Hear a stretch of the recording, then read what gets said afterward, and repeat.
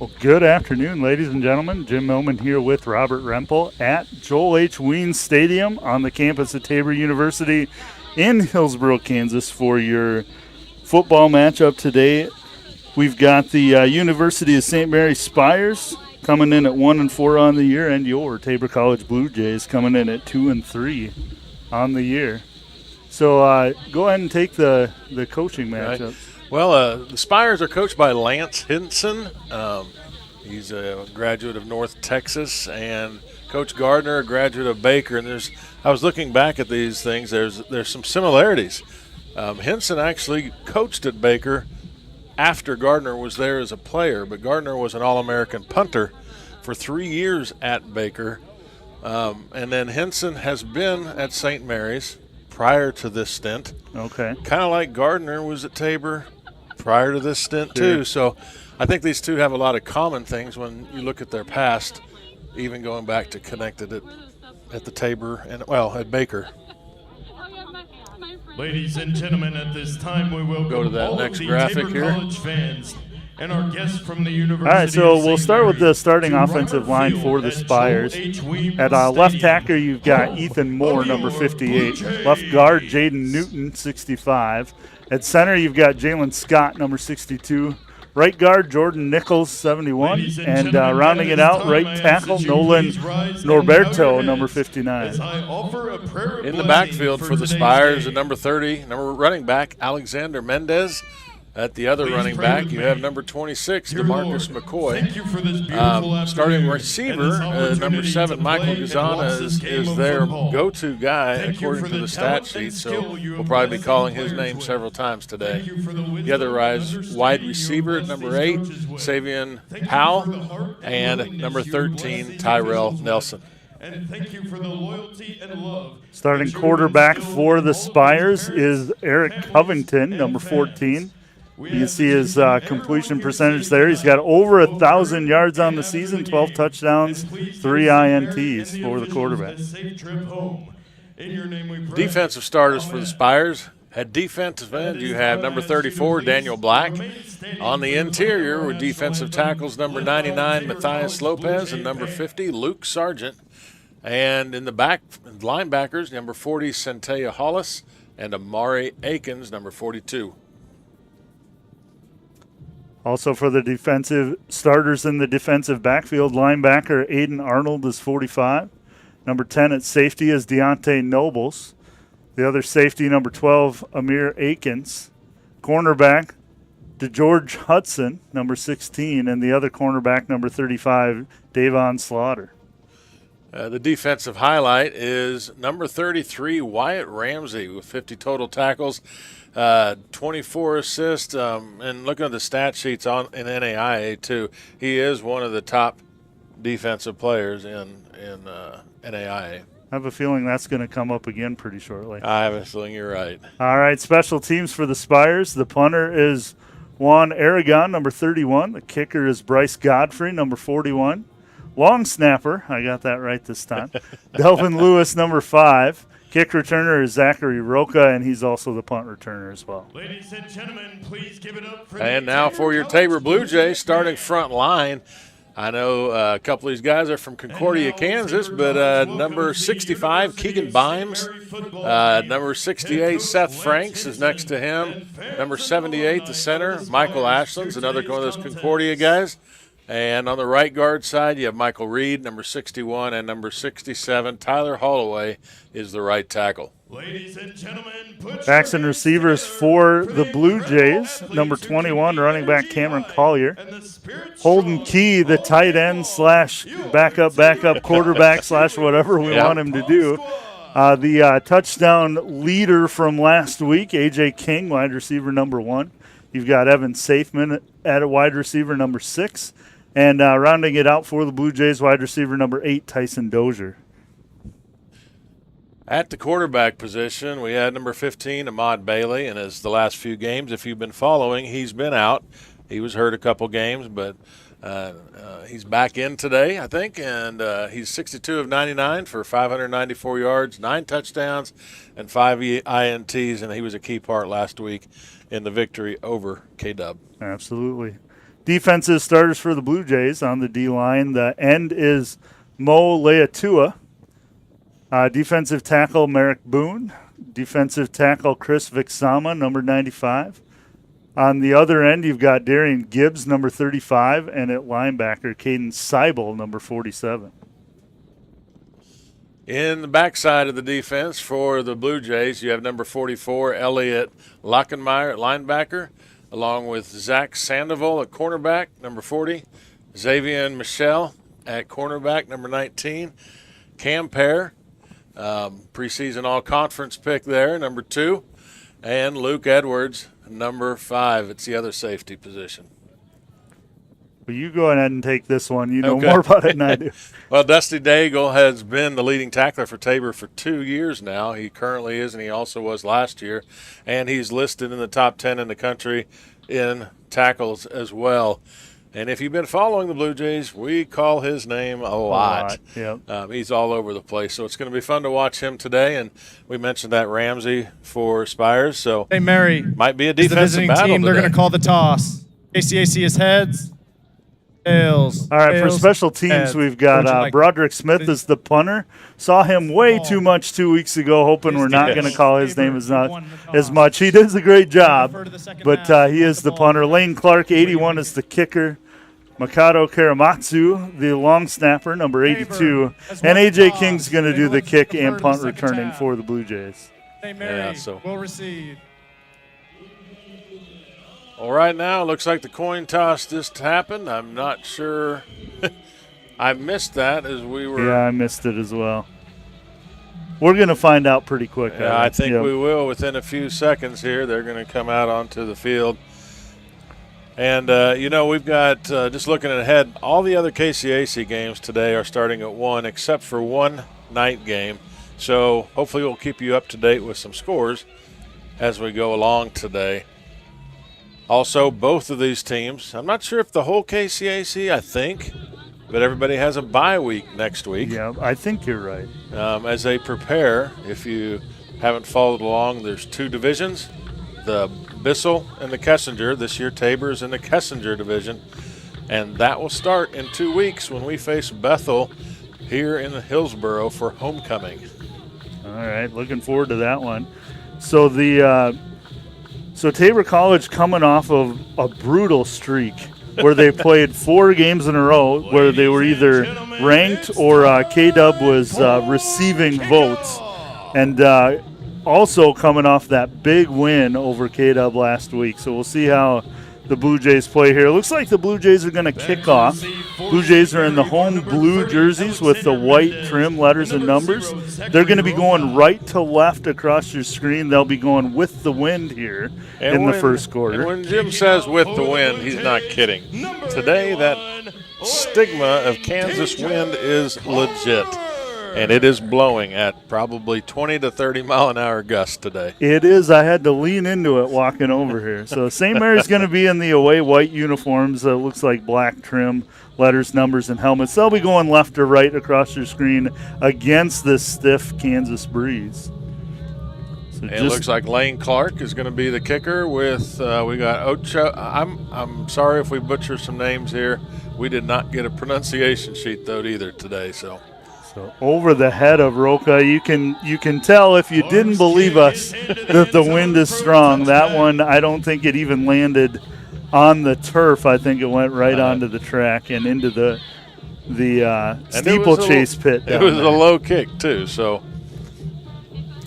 yeah, so as Tabor's defense is getting on the field and getting ready to start us off here today.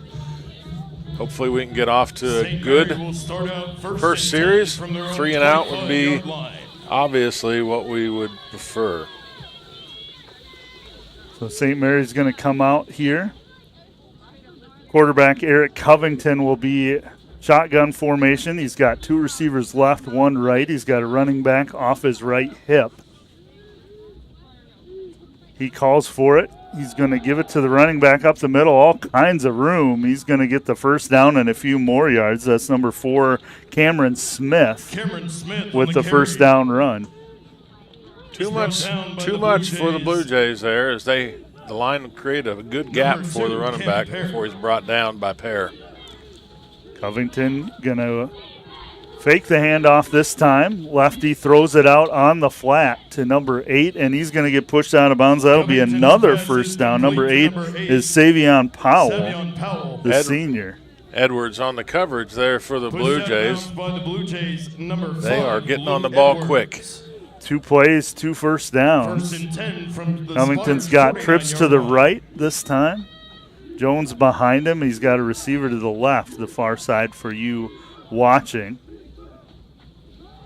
Going to go up the middle to Jones. He stopped initially. Second effort's going to get him about a yard, maybe call it Smith on the carry. yard and a foot. So He's he brought does down get by technically Blue into Jays. Blue Jay territory. It'll be 2nd and 9, Gain of we'll 1 call yard it. on the Well, play. that was Smith again on that Ball carry spotted at before the you had 50-yard Vic Sama line. and Daigle in on that tackle. 2nd down and 9. Vic Sama plugging up the middle there for the Blue Jays. Looks like the ball's going to be right at midfield. I looked at the wrong foot of the official, so we're right at midfield here for 2nd down. Covington calling for it. 2 receivers right, 1 left. He's got Jones behind him. Smith, behind him. Covington's going to put it in the air just a little bit too far. Got a little pump action there to bring the corners up, but just about a foot outside of the reach of Gazana. Pear had him covered pretty well, though. It's got to be tough to gauge that into this win. There is laundry on the field as well. We'll see what that. Chop block. Offense. 15-yard penalty. Replay. 2nd down. So that's a big break there for the Blue Jays after they've moved the ball about 20, 30 yards here in the first few plays. Yeah, get them going in the wrong direction or the right direction for the Blue Jays. You can see Darian 2nd and Gibbs doing long his for the best Spires from referee their own impression 39 there to yard tell I us did where see it was that. going. So we've got 2nd down and a long ways here. 5, 10, 15, be Looks like it's almost down to 24, Wichita. yeah. 25 yards to go. Thankfully, the scoreboard operator did the math for me. That's a good thing. Yeah. Covington in the shotgun, trips right. He's going to be looking that direction. Goes over the middle, though. He has Powell right across the middle Covington's pass is complete. Nice to catch. number 8, Savion Powell. before. Was that Daigle on the tackle? I didn't see it. I'm sorry, Sterling Gart. He's brought down by the Blue Jays number 2, Cam Pear. And Cam Pear was also in on that one. Ladies and gentlemen, it's third. So big 3rd down for the Blue Jays here. The Spires went 2 for 2 on plays and first downs. Now the Blue Jays hoping to get off the field here. Covington in the shotgun. He's got trips to the right, trips to the near side. 1 receiver left, and he's got Smith behind him. Smith is going to stay in to block. There's going to be a holding call on this play. There is. That's thrown up, and I'm not sure, was it picked off? It looks like it was. By number 10. 40 or 10? Dusty That's 40. Daigle. Oh, was it? Yeah, that was Yeah. Yeah, Daigle wouldn't be back that far. Zach Sandoval. The result of the play is an interception by the defense. Holding. Offense. That penalty's declined. First down. Leatua was going in. He had a clear shot at the quarterback, and all of a sudden his right shoulder was yanked down really quick. Yep. And that's when the flags flew. Well, and as an offensive lineman, and you know this better than I do, but you're trying to prevent what just happened, right? Exactly. Yank him down, we'll go backwards a little bit, but we won't give him the ball, and that ended up happening anyway. So Blue Jays will have the ball. 1st and 10 on their own 30-yard line for the first drive. Because they took the interception instead of the penalty. So Bailey in the shotgun here. Sends a man in motion. That is King in motion to the near side. Bailey will give it off up the middle. Looks like Collier jukes a few people. Cam Collier on the carry. Collier was stopped initially, but He's brought down second by effort St. gets him Mary's down. number Looks like an 10. 8-yard gain. Deontay It'll be 2nd and 2 from the Ball 38-yard spotted line at of the Blue Jays. 38 Nobles yard came up line. for the Spires to make that 2nd down tackle and 2. and prevent any more. But like you said, Collier made a few people miss already. 2 running backs in for the Blue Jays, 1 on either side. Bailey will call for it, gives it to Collier again. He's going to go off the left side, cut back, and get the first down across the 40. So after he got that stiff arm, that got him away from one, but then he shot in between the others. Timeout for an injured offensive player. It's not what we want to see to start the game here. Not sure who it is. Yeah, we talked about this before. They don't make these jerseys for announcers for sure, especially when they're laying down. But you see this replay again, one stiff arm there. And towards the end of the play to get him across the line to gain there, the 40. And Tabor will have a 1st and 10 from their own 43. And that looks like it was Michael Ashland. He's their center. I've got to admit, when you lose a lineman, you know, everybody talks about your right tackle, or depending on what throw your quarterback, your left tackle. Right. But losing a center is a tough spot. They're the ones that get the ball to the quarterback. And any rhythm that's off can really change it. So it'll be interesting to see what we have here as I'm trying to see who came in for replacing him. Can't see who's over the ball here. Bailey's going to have 2 receivers right. Running back off his left hip, and then King is to the near side. Bailey claps out the cadence. Good snap. Going to get rid of it, but it is knocked down right away. That's number 50 for the Spires, Luke Sargent. The senior knocked it down, got his hands up, so it'll be 2nd and 10 for the Blue Jays. Well, it looks like they just moved Michael Reed down to center. Okay. And I think I see Jazz Connerly that came in. They've done a little line adjustment. 2nd and 10 from the Blue Jays 43-yard line. To fill that gap, the void. So Bailey's got Collier behind him now. He's got 2 receivers right along with the flanker back over there to the right and a receiver to the left. King's in the slot. Collier's going to get it up the middle. Nice play. Going to get to midfield there. King hasn't seen the ball yet. Brought down by the Spires. And Devon Slaughter from Leavenworth, Kansas, made a nice open field tackle to stop Collier from probably scoring. It's the same formation here for the Blue Jays.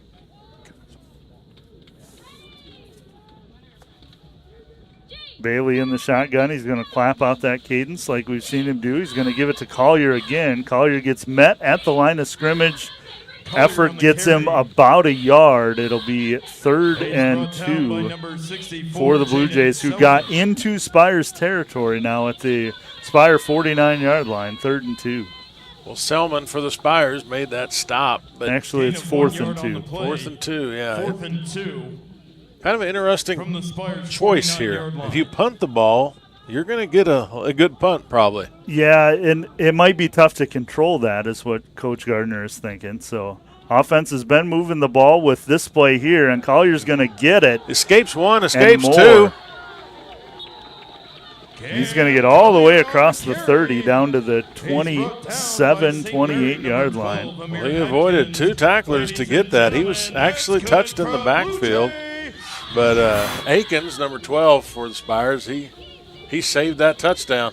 Blue Jays on the ball right away. Bailey can't handle it, still can't handle it. Ball is on the ground. Spires say they have it.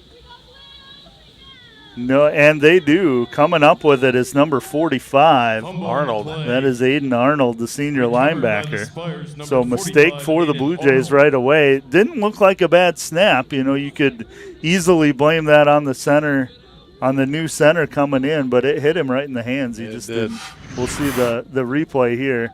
Maybe off to the right a little bit, but he had his hands on it. And I don't know about you, but I tell my kids in the backyard, if you get your hands on it, you better catch it.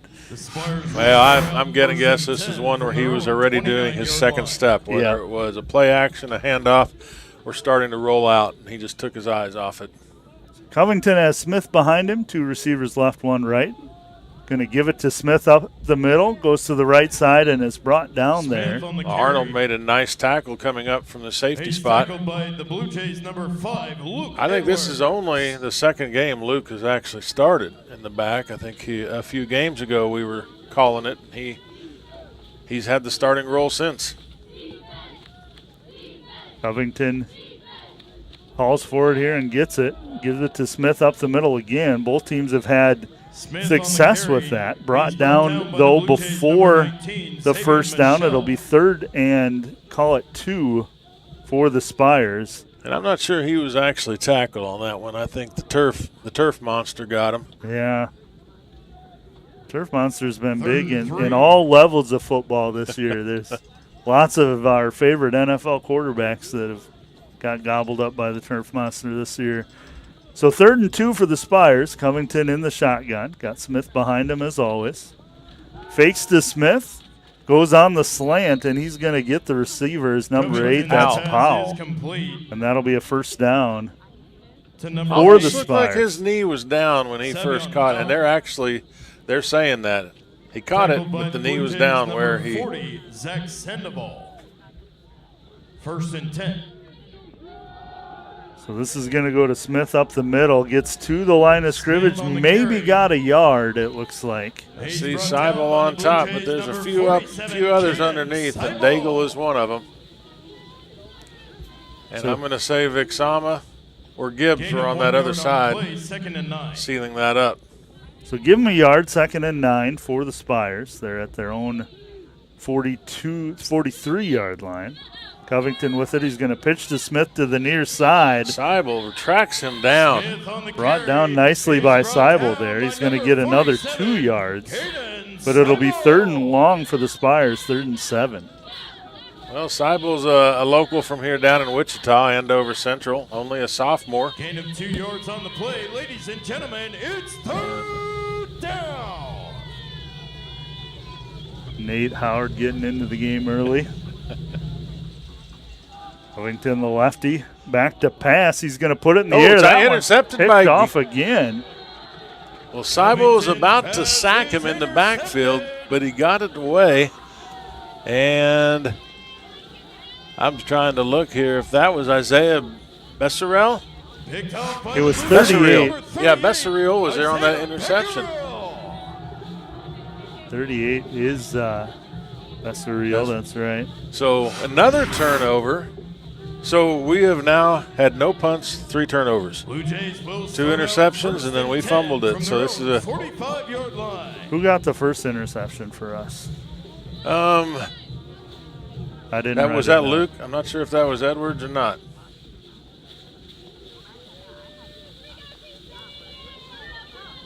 This one's going to go up the middle to Collier. Again. Collier gets close to the first down. Looks like they're going to mark him a yard short. Well, Youngblood made that tackle for the Spires to save, I guess, the first down. But it's been a dose of Collier and Smith today. Yeah, with this wind, you really don't know what you're going to get.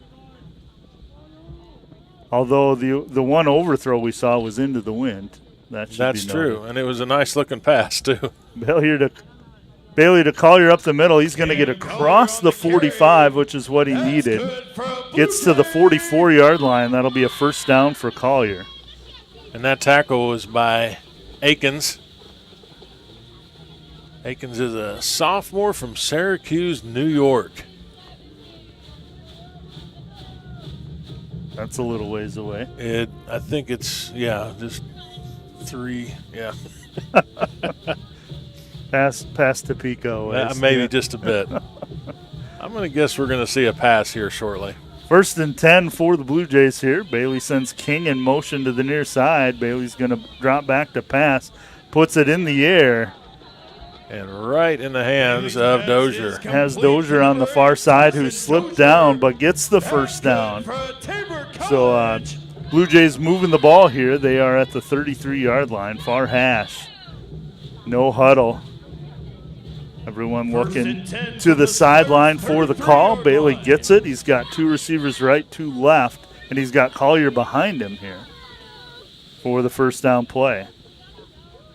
Bailey gets it. He's going to pass again. Not a lot of protection there. He goes down.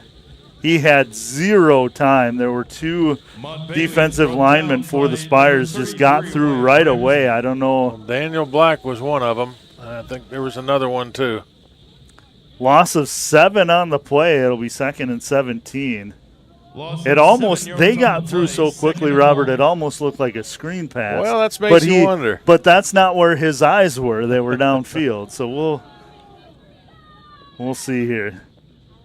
Bailey, another miscommunication. Gave the ball to the wrong side. He's got to run it. Broken play. He does get almost all of the yardage back. It looks like it's going to be 3rd and 11 for the Blue Jays. Give them a gain of 6 on the broken play. Arnold was on that tackle again for the Spires, along with Nobles, who's right there.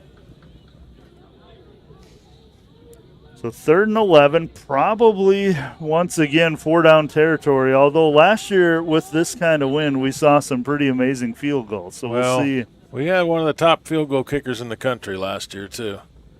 Bailey's going to put it in the air, up over the middle to Collier, who had it and dropped it. Bailey's pass is so we're going to have 4th and 11. We'll see what Coach Gardner. It was a very well drawn up play. Probably a little underthrown, but it did go through his hands. It was. It looked like he kind of tried to place it in there instead of just reaching back and throwing it. But Coach Gardner wants a timeout to think about it here. So, again, 4th and 11. Tabor, first charge of the half. Tabor has 4 minutes left to get the wind. And so, obviously, depending on how you feel about your quarterback throwing it, it's been a running game, though. So we'll see if they want to take advantage of that again, or we see some trickery. Proud to help protect his local community with a wide variety of insurance and financial services. Seen some in college football elsewhere. I think I was watching, and I was half awake, so I don't remember who it was. But last week it looks like we saw there was a Statue of Liberty play last week. That's right. I remember. Triple reverse, I think, last week, and all kinds of stuff. You don't see the Statue of Liberty much. You don't. But when you see it, it usually works. Well, we ran a double reverse at our middle school game the other night, so little different. Little different. All right, so Blue Jays going to go for it here. They have 4 receivers to the near side. King is in the slot right on the hash mark here on the near side. Bailey's got nobody in the backfield with him. He calls for it and gets it. He's obviously going to pass. Puts it in the air to Dozier, and they're going to get it. So he had 4 receivers to the left, 1 to the right, and went one-on-one with Dozier to the right-hand side. He's going to go out of bounds at the 20-yard line. 1st and 10 from there. Not sure what that safety corner was thinking, because he backed off a lot. I would be thinking he'd be thinking 1st down yardage, but Dozier just went to a spot and turned around. Dozier going to get it here on the short pass forward. He's going to get at least 5. See where they mark him here. It looks like he's going to get 6 down to the 14-yard line. Before Arnold and Ramsey there pick him up, but there's another shot of that reception. So 2nd and 4 for the Blue Jays, who are driving well into Spire territory now. Bailey's going to go back to pass again.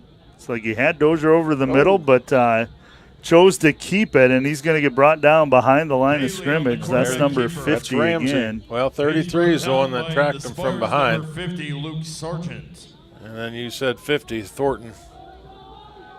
I'm sorry, 50 is Sargent. Loss of 3 yards on the play. 3rd and we 4. talked about calling Ramsey's name a few times. 3rd and 7. In this series, it's been a couple times already.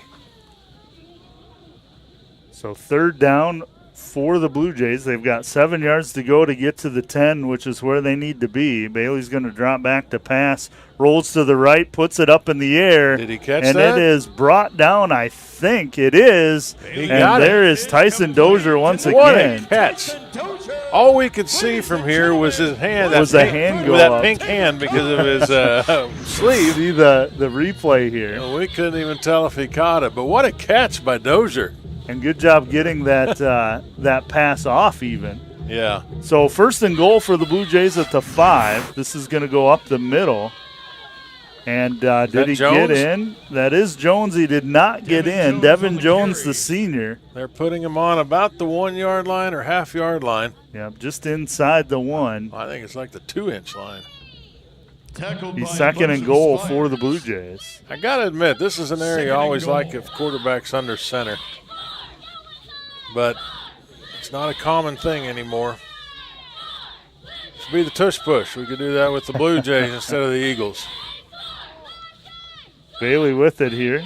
He's short past the King, and he's going to get in for a 1 yard touchdown. Well, and that will go down as a pass it because is, since it's and AJ King we mentioned in the announcements of the starters last week. It was Bailey to King 4 times for the scores that beat the Coyotes of Kansas Wesleyan. And here's Lane Clark getting ready to kick. Lane's a local here from Heston, just down the road. Clark's kick is up. It is through. So with 1 minute 30 seconds to go in the first quarter, your score is Blue Jays 7, Spires 0 on the 1 yard touchdown pass from Ahmad Bailey to King. I wanted to make a little correction on our we get the 2 deeps or whatever throughout the week, and I don't think they're always updated.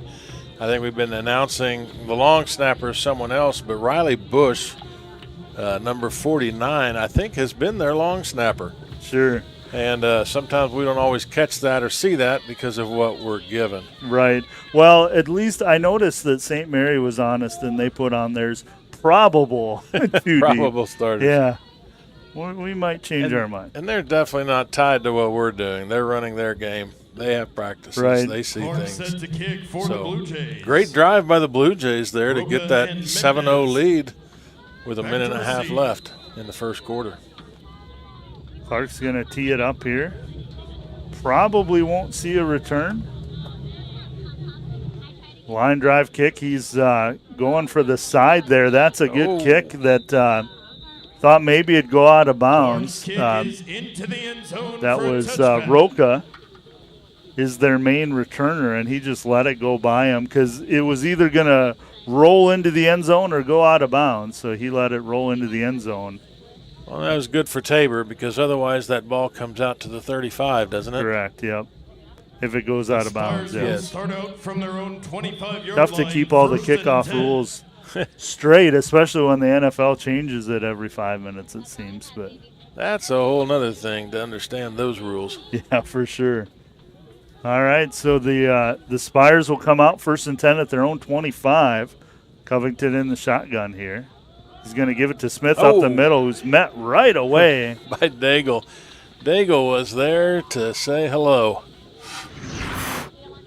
And Leatuo was there to just to make sure.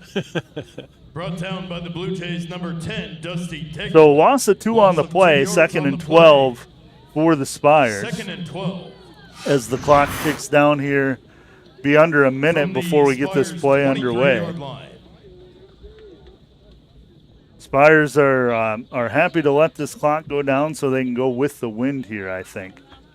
But I'm guessing we're going to see the ball aired out a little bit in the second quarter by them. But ball up the middle, that's 26. Let's see who that is here. Well, he's tripped up by Vixama. That's DeMarcus McCoy on the run there. Didn't get maybe a yard. And then Leatu and Vixama finished him off there. Timeout. Tabor. Yeah, and please reset the game clock to 44 seconds. 44 seconds. Coach Gardner's going to call timeout here to make him run this 3rd down play into the wind. Well, he's going to want one more. He's going to get another shot in the wind or putting in the wind. Either way. Right. Yeah, so you got to run this play, and if you stop them, they've got to punt it into the wind. And I'm guessing we're going to see another timeout. 44 seconds on the clock. Thank you. I'm going to guess we'll see another timeout if they don't get this 1st down, unless they throw a pass. Well, either way, with, 44 seconds to go. Yeah, it depends on how long the play takes. But either way, most likely they'll have to punt it. But, yeah, I wouldn't be surprised if we see a timeout. I forget what game it was last year. Maybe you can help me. There was a punt that was like -8 yards because he kicked it straight up, and it landed on the line of scrimmage, and then the wind took it backwards. Another example of the Kansas wind. 24-yard line. Quarterback Eric Covington in the shotgun. It's 3rd and 11 for the Spires. He's got 2 receivers right, 1 left. Looks like Smith behind him. Ooh. There was some movement. Yep, we'll see what They're the calling call it on is. the offense. Yeah. The side judge is saying offensive false Prior start. to the snap, false start. Offense, number 8. 5-yard penalty, still 3rd down. I was going to say, I bet it was the receiver because he's right that. Well, it's interesting because I saw Leia Please reset the game clock to 44 seconds. 44. I did Thank you. too, but who he's calling is that far side receiver. Yep. So 3rd and 16 now might change things a little bit for the Spires. Please reset the game clock to 44 seconds. Thank you. Yeah, no time actually came off the clock. See, this is my fear for when you've got me running the clock in a couple of weeks that something like that's going to happen. Covington back to pass. He's got some pressure. He puts it over the middle to Smith. Little screen pass underneath. Almost got sacked by Daigle. Covington's pass is Smith gets complete to most of the number 4, yardage Cameron back. Smith. But we've got a flag There on the is field. laundry on the Blue Jays, number field. 5, Luke Edwards.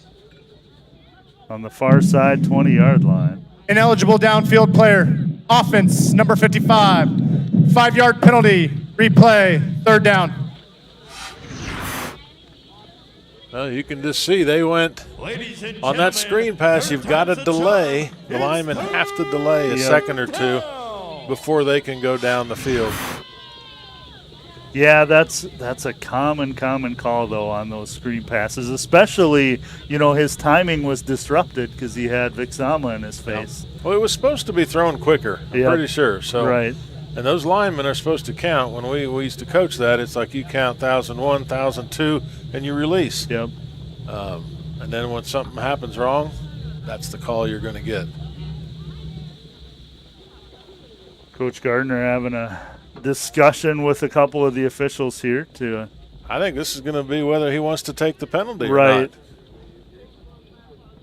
Because if not, it's 4th down and about 3. Timeout. Tabor, their 3rd and final timeout. Please reset the game clock to 38 seconds. 38 seconds. Thank you. And it would appear as though Coach Gardner is unamused with whatever they had to tell him. Because probably don't want to take your time out there. So we'll wait and see what all comes out of this, because now they can run a play and not have to punt into the wind. With 38 seconds to go, if it's not an incomplete pass. Well, so I think Gardner was telling him that they're going to want a timeout after this play. I wonder if he's trying to argue that because of the penalty, he doesn't want the timeout now. I'm not sure on that, to be honest, but he was not, like you said, he wasn't happy with whatever the official was telling him. And he's still talking to him. Yeah.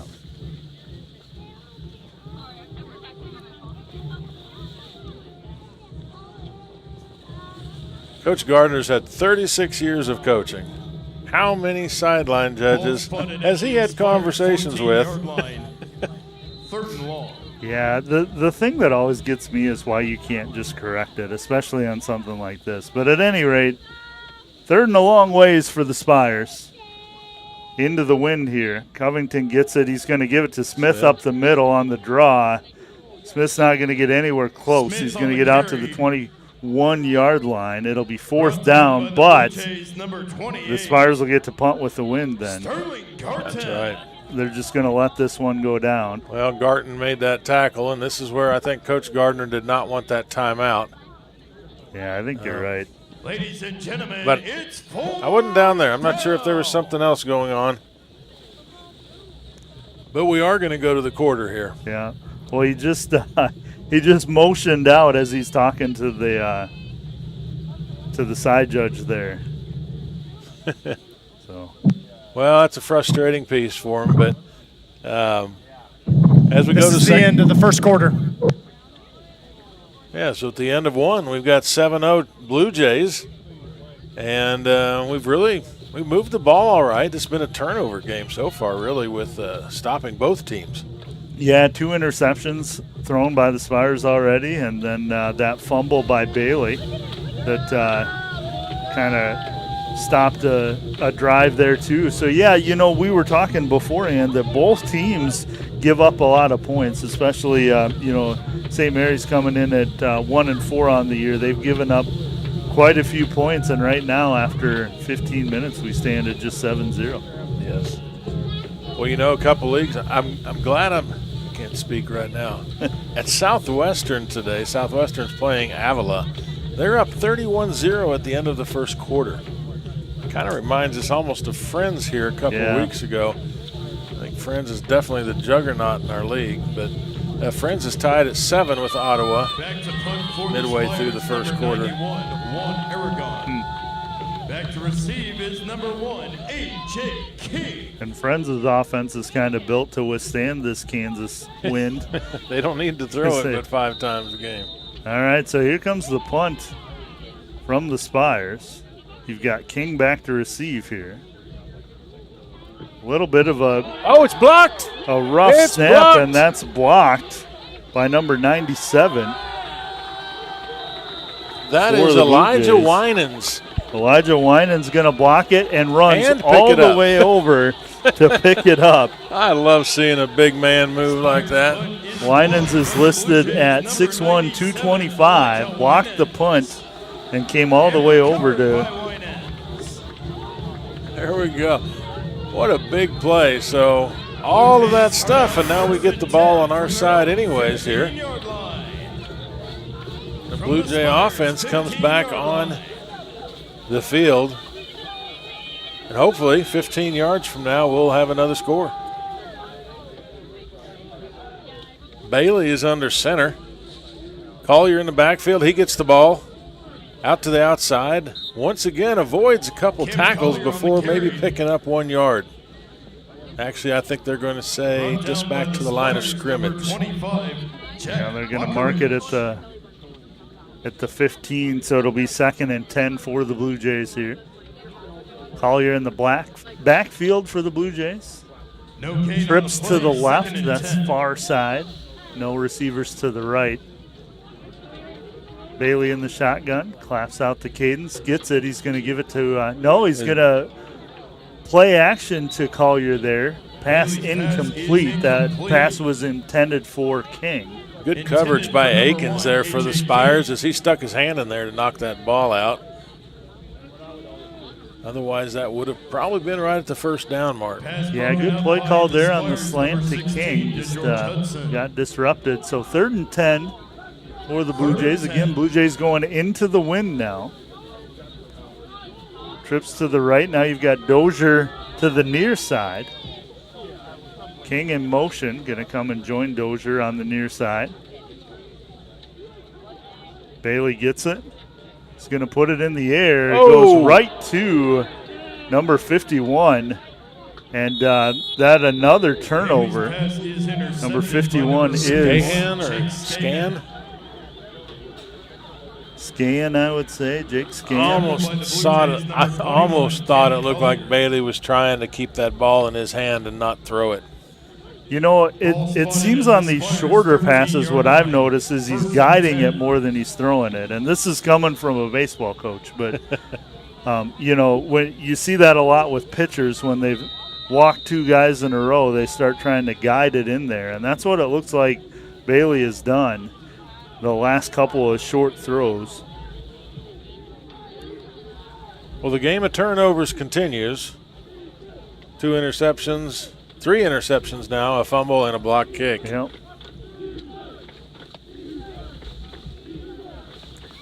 So Covington going to give it up the middle here. Off the left side, that'll be a first down. That's DeMarcus McCoy. That's his 2nd carry of the game.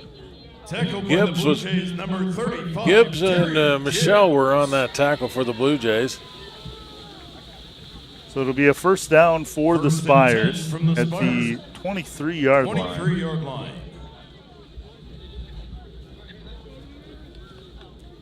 Covington in the shotgun.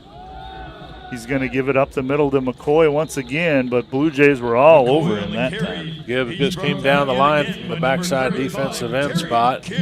Jumped on him as Vixama got him low. No gain on the play. 2nd and 10. Great job by that front of the Blue Jays. Here he comes again. If you see him, Gibbs just tracks him down the line, and great job by those two.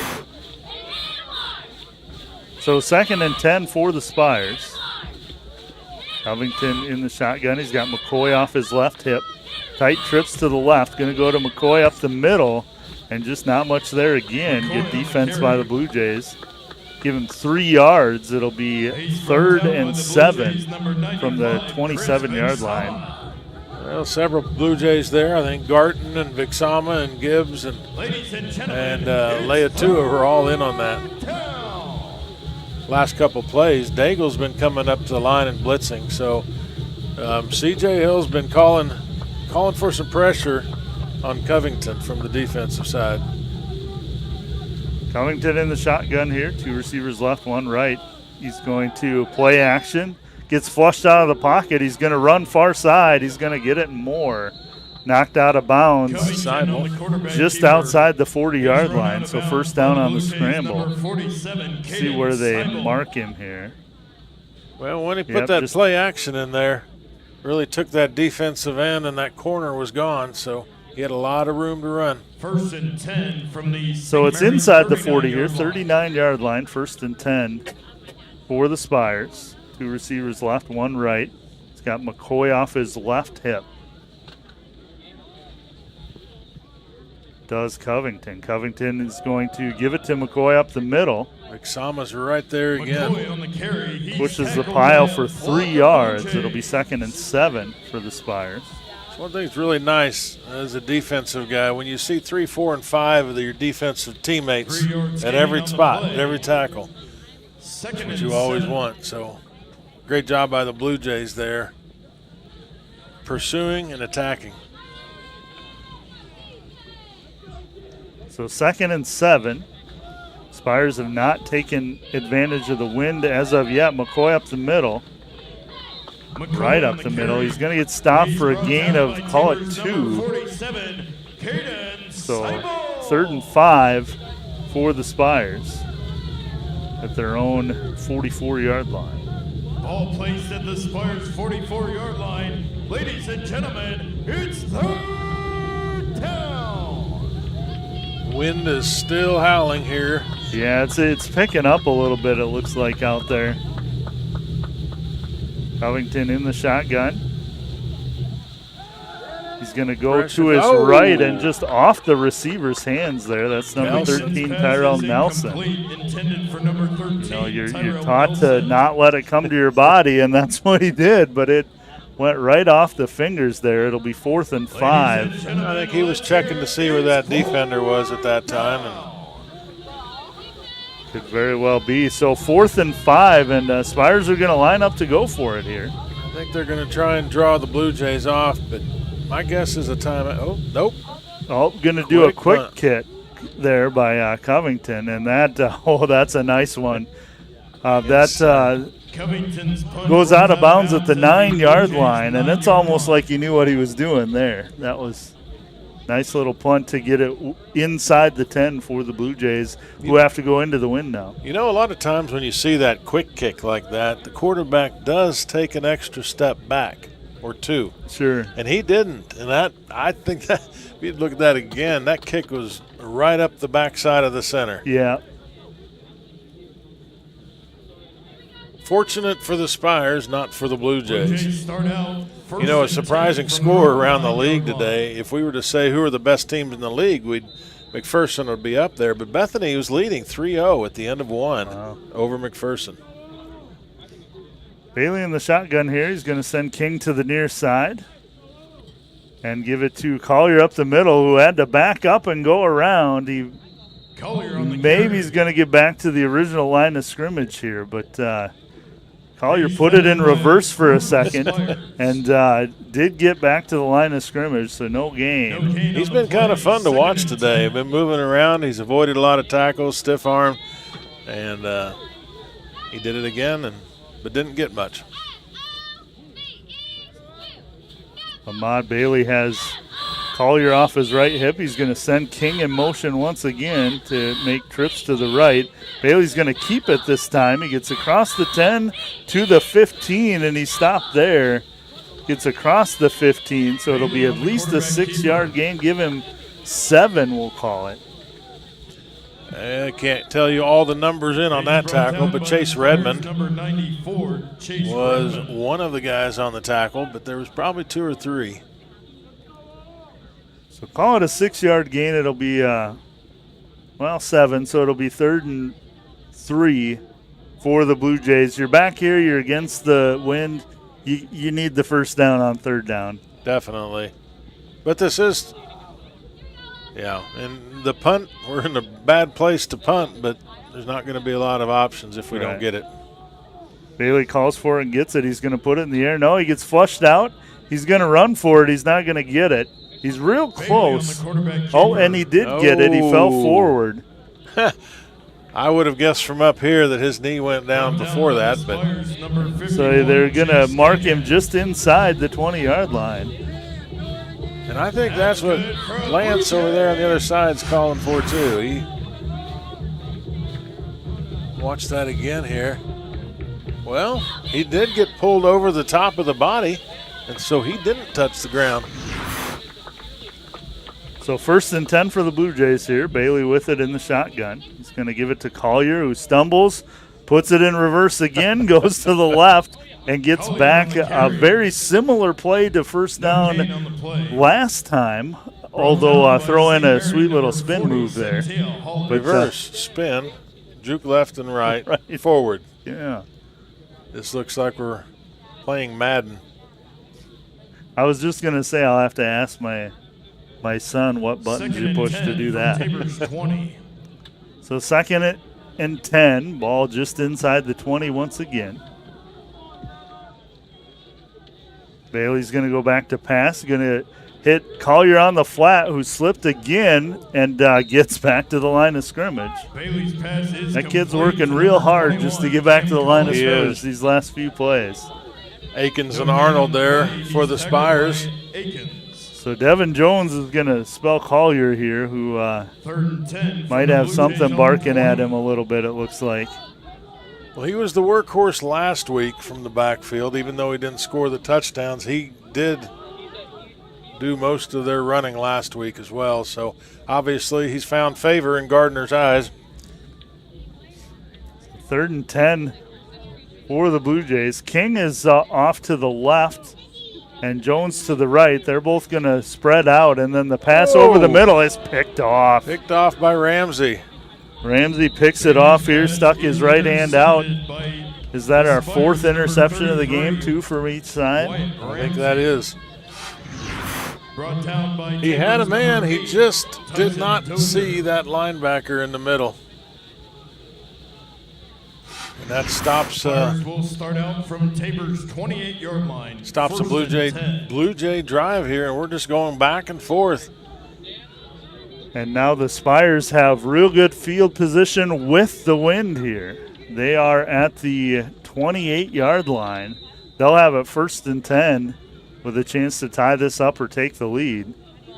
Smith's back in the backfield for the Spires, behind Covington, who's got 2 receivers to the left, 1 to the right. And Smith's going to get it. He's going to go off the right side and find some room there. And he dances into the end zone. Give him an 18-yard touchdown run for Smith for the Spires. The play is a touchdown. He found the gaps in the defense on the outside, and it did not take long. Yeah, he just he made one move, and then there was just nobody over there for the Blue Jays. Well, are they going to be going for 2 here? Nope, they're going to be kicking. This is number 11, Malachi Walters. Nope, 41. I take that back. I saw the number. Godfrey. 41 is Godfrey, and he's going to put it up. Looks like it's off. And through. Maybe that's why I'm not talking as much. So with 6 minutes, 40 seconds to go in the first half, there is a flag. Looks like both teams must think that that's going to count and go after the play. So we'll see. There's coach barking at a player, so I got to think that this is there is no foul on the play. Right. The PAT is good. So after all of that, I get to say what I was going to say 30 seconds ago. 6 minutes, 40 seconds to go in the first half. Your score is tied at 7 apiece. So not a good chain of events for the Blue Jays there. Second interception of the day for Bailey. And then next play, 18-yard run by Smith, the running back Cameron Smith, who is a redshirt freshman. 5'8", 185 pounds. Has been more or less the main back for the Spires. We've seen McCoy as well. Well, it's not like last 2 weeks ago with Friends. They ran 4, 5, 6 backs. Yeah, on that wing T looking offense what did you call it? Flex bone. Yeah.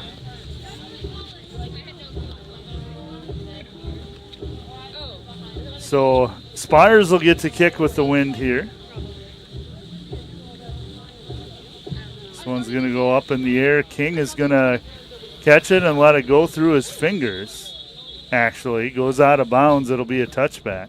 Godfrey's kick is into the end zone for a touchback. I think Gardner's probably happy with that because I don't know. King would have had to backpedal to a couple of yards deep if he'd have caught that. So, although, last night when Jayden Lowen caught that ball, I thought you should have let that go in the end zone. And then 99 yards later, yeah. No, that was a big turnaround, getting that ball back and scoring right away after the penalty. So that was on that short kick. That's right. All right, so Blue Jays have it 1st and 10. For those of you that don't know what we're talking about high school football. Yeah. Jones gets swallowed up in the backfield, kind of a muffed snap to boot, and he's going to maybe get back to the line of scrimmage. He does, so it'll be 2nd and 10 for the Blue Jays. I think that was Sargent on the tackle there for the Spires, but I couldn't quite tell.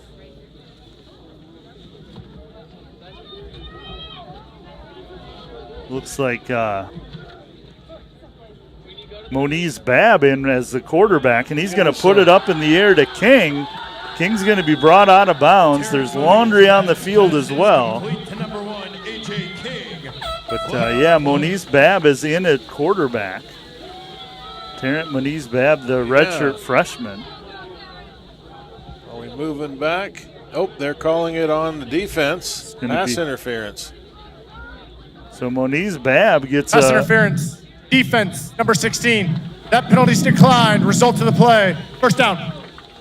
Gets a completion here to King, and that'll go across midfield all the way to the 41-yard line. Beautiful pass right over the defender. Put it up and let his best receiver go get it. So Moniz Babb in at quarterback now. He's in the shotgun. He's got Jones off his right hip. Claps out the cadence and gets it. He's going to give it to Jones off the left side. Cuts to the middle. And he's going to get good yardage on first down. And then the rugby scrum is going to get him across the first down marker all the way to the 29-yard line. Nothing more fun than watching a bunch of hogs go down there and move them another 4 or 5 yards. That's right. I love that. See this again here.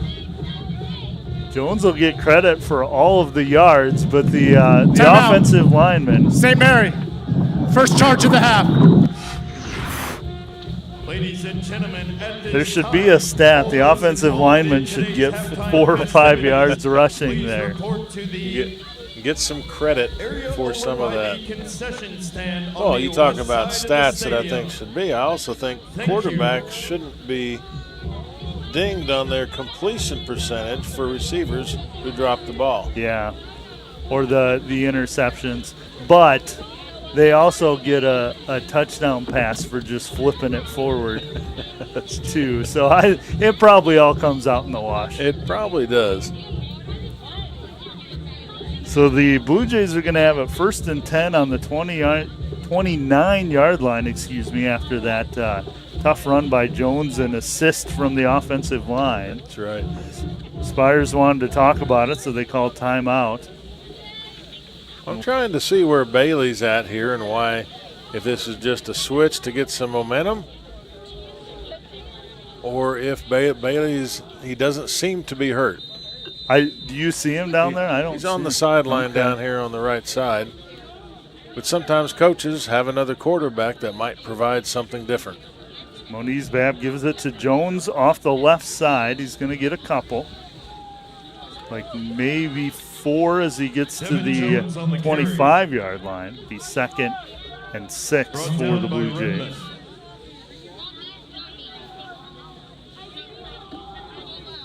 So we were in this zone just a little bit ago when we threw that interception. So 25-yard line, 2nd down.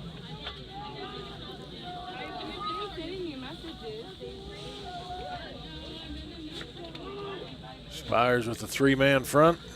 Moniz Babb claps it out. He's going to give it to Jones off the right side this time, who gets across the 20. Good yardage. It'll be 3rd and short. No, he got just a yard. Before Akins brings him down. St. Mary's number 42. So 3rd and 5. He must have tumbled a long ways is what I saw. 1 yard on the play. 3rd down.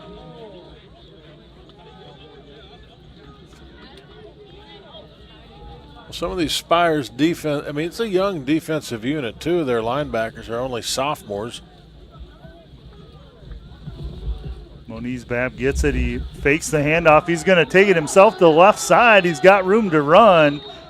Falls down when he cuts back. He's taken down by number 24, but that'll be a 1st down for the Blue Jays. And that was Braden Arnold on that tackle for the Spires. See, Braden Arnold should just get an assist to the turf falling monster. Down there. Yeah. So 1st and 10 for the Blue Jays. They've got it inside the 20 now. We'll call it the 17-yard line. St. Mary's 17-yard line. So don't you give credit to the defensive guy who stands up and faces the press box? Is that the one? There you go. Yeah. Moniz Babb, 1st and 10. He's got Jones behind him. He'll fake it to him, go the other way on the bootleg. Tries to spin out of trouble, does for a second, needs to get rid of it, fumble. But then right into the hands of number 94, and you're going to have a foot race of big guys, and nobody's going to catch him. My goodness gracious, number 94 is Chase Redmond, 5'10", 245 pounds. And that, I don't know if that's a fumble recovery or an interception. The result of the play is a touchdown. Timeout for an injured defensive player. So quite an event here. We think he's going down. So that's a fumble in my book. Yeah, I don't think he had the ball when his hand was moving forward. So I would agree, but big turn of events there for the Blue Jays. And that was what, a 80? Well, that'd be about a 75-yard, somewhere in that zone.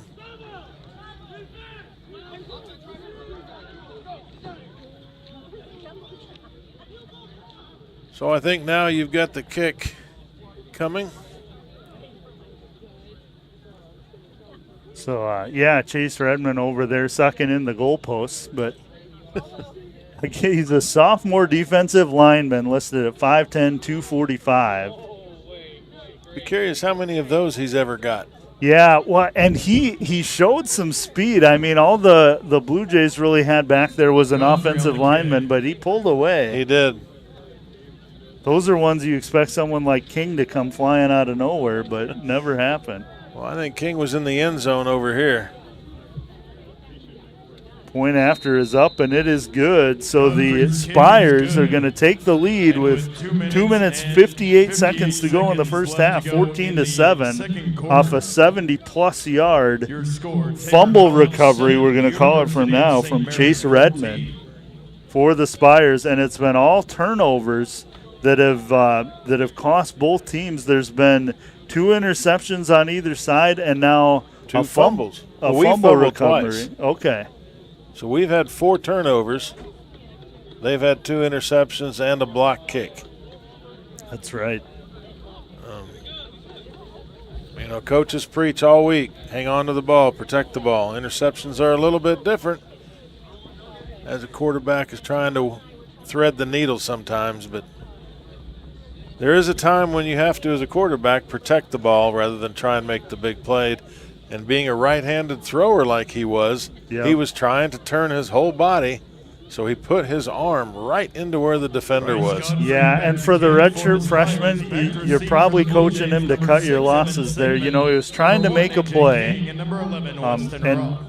I'm telling him, get rid of the ball, and he tried to but didn't. Ball's going to fall off the tee here. But I'd also say I don't think he knew that guy was that close to him. I'm sure not.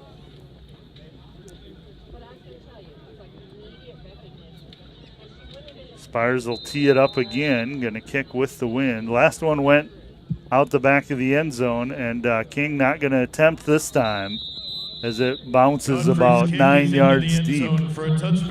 So that'll be a touchback. Blue Jays will get it first and 10 at their own 25-yard line. Again, having to go into this wind. Well, looking down at the sidelines, it looks like we've got several recruits here for the Blue Jays. I'm guessing that's the white jerseys. Could also be red shirts, but I'm not sure. That aren't playing right now. Yeah, hard to say. So,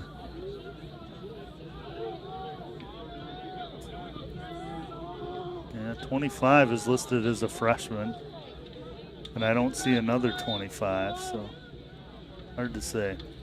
Yeah, like I said, it could just be kids that aren't playing today that are around, but I'm sure there are recruits here too. So Moniz Babb is still in at quarterback. Another nice pass to King for 11 yards and a first down to the 36-yard line of the Blue Jays. Slaughter for the Spires on that coverage and tackle. So you were talking about 2 deeps earlier. Moniz Babb not listed as the 2 deep. No. Second quarterback listed as fumble Stewart. On the snap. A couple bobbled snaps here, but if you remember early on, the starting center was out, and I did see him getting his ankle taped earlier. I don't think he is back in yet, though.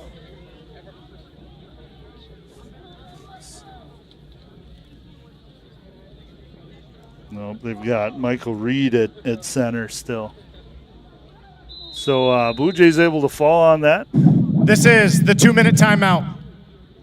And they'll let it go down to the 2-minute warning. So we'll see how aggressive Coach Gardner wants to be here. You've got lots of field in front of you here against the wind at 2 minutes. So your 2-minute offense almost has to have passing in it. Moniz Babb has completed a couple of passes into the wind, but he's also got flushed out of the pocket. So, again, that wasn't an interception. It was a fumble, but it'll be interesting to see here with second down. I mean, you definitely have the time to score. So I'm guessing he's putting together a two-play plan here to at least get the first down. And I think if you get to midfield, you're definitely in 4-down zone because punting against the wind isn't going to be a great option today. Right. So I think a big thing is to get this first down, and then you're in a 4-down territory. But if you remember, Gardner's used up his timeouts. He has. Not sure if they have one left or did they use them all? No, that was the last one on that, and that's why I think he was hollering at the official because he didn't want to take it till after. Well, it says on the board he's got 1. I'm not sure if that's accurate or not. When they called it, they said 3rd and final, that last one. So Moniz Babb will be in the shotgun here. He's got Jones behind him and to his left, trips to the left. He will go back to pass, puts it up in the air for Dozier, and Dozier had a defender all over him. Babb's pass is incomplete. And did he throw the flag? I don't see it. He did not, but he was sure asking for it. Yeah. Pass broken up by the Spires. Well, and I think why I would have thrown it is the defender wasn't looking for the ball. Well, that usually is what gets it. Yeah. If they're not looking and they make contact, that's usually when that's thrown. So 3rd and 13 here for the Blue Jays. Moniz Babb has Jones off his right hip this time. Calls for it. He's going to pass. Over the middle and almost picked off again. That was Luke Sargent was right there. And almost had another interception. Here's a look back at that throw. And yeah, I don't quite know why a flag wasn't thrown on that, to be honest. Broderick Smith back to punt. About the only thing I can think of here is that it's been a pretty clean game, and the officials haven't thrown their flag a lot. So sometimes that sets the tone. Broderick Smith going to punt here into the wind. Riley Bush snapping to him. That's a good punt.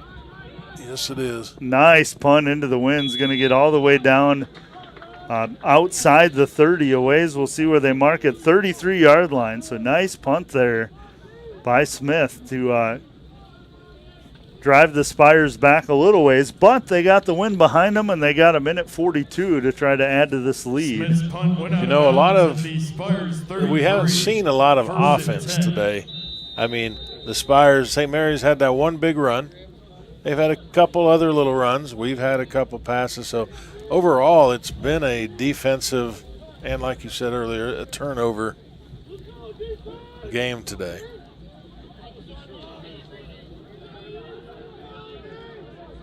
So Covington's in the shotgun. Looks like it's McCoy back there with him now. 2 receivers right, 1 left. Covington, the lefty, goes to his right. That's Gasana, and that's just a couple of yards. They'll hurry up, give him 3 yards on the catch. Is complete to number 7, Michael Gazana. Tight trips to the left here for Covington. He's going to go to the right side again, and they'll get the first down with that one. That is Duhan. Pass is and Edwards was there on the tackle, but it was enough for a first. Hurry up offense, trips to the left again, 1 receiver right. He's going to go to that right side. They're not really disguising it. That's Aiden Duhan again, so they've got trips to the left, and then they're taking advantage of that one-on-one matchup. St. Mary, second charge of the half. Well, Sandoval was on that tackle for the Blue Jays. So that 1-to-1 matchup on the right, on the short side of the field, you know, it's not getting them a lot of yards. And I think Duhan was supposed to get out of bounds and did not. So second charge timeout to the Spires. Well, sometimes teams like to run these plays in the 2-minute offense towards their sideline because they also can be coached a little bit more right as they're doing that. But I'm not sure if that's the case or if it's just the side that they see a weakness. Sure. They had Gazana over there on one play, but it's been Aiden Duhan, who's listed as a redshirt junior. I wouldn't be surprised if we see a shot downfield here on a second down.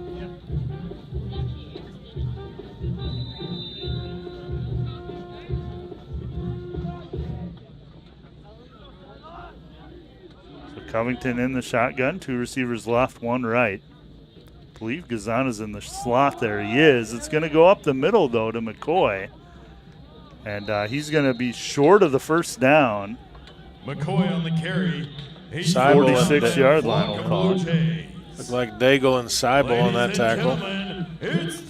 So 3rd and 2 for the Spires. Trips to the right now. Yep, they definitely called 2 plays in the huddle.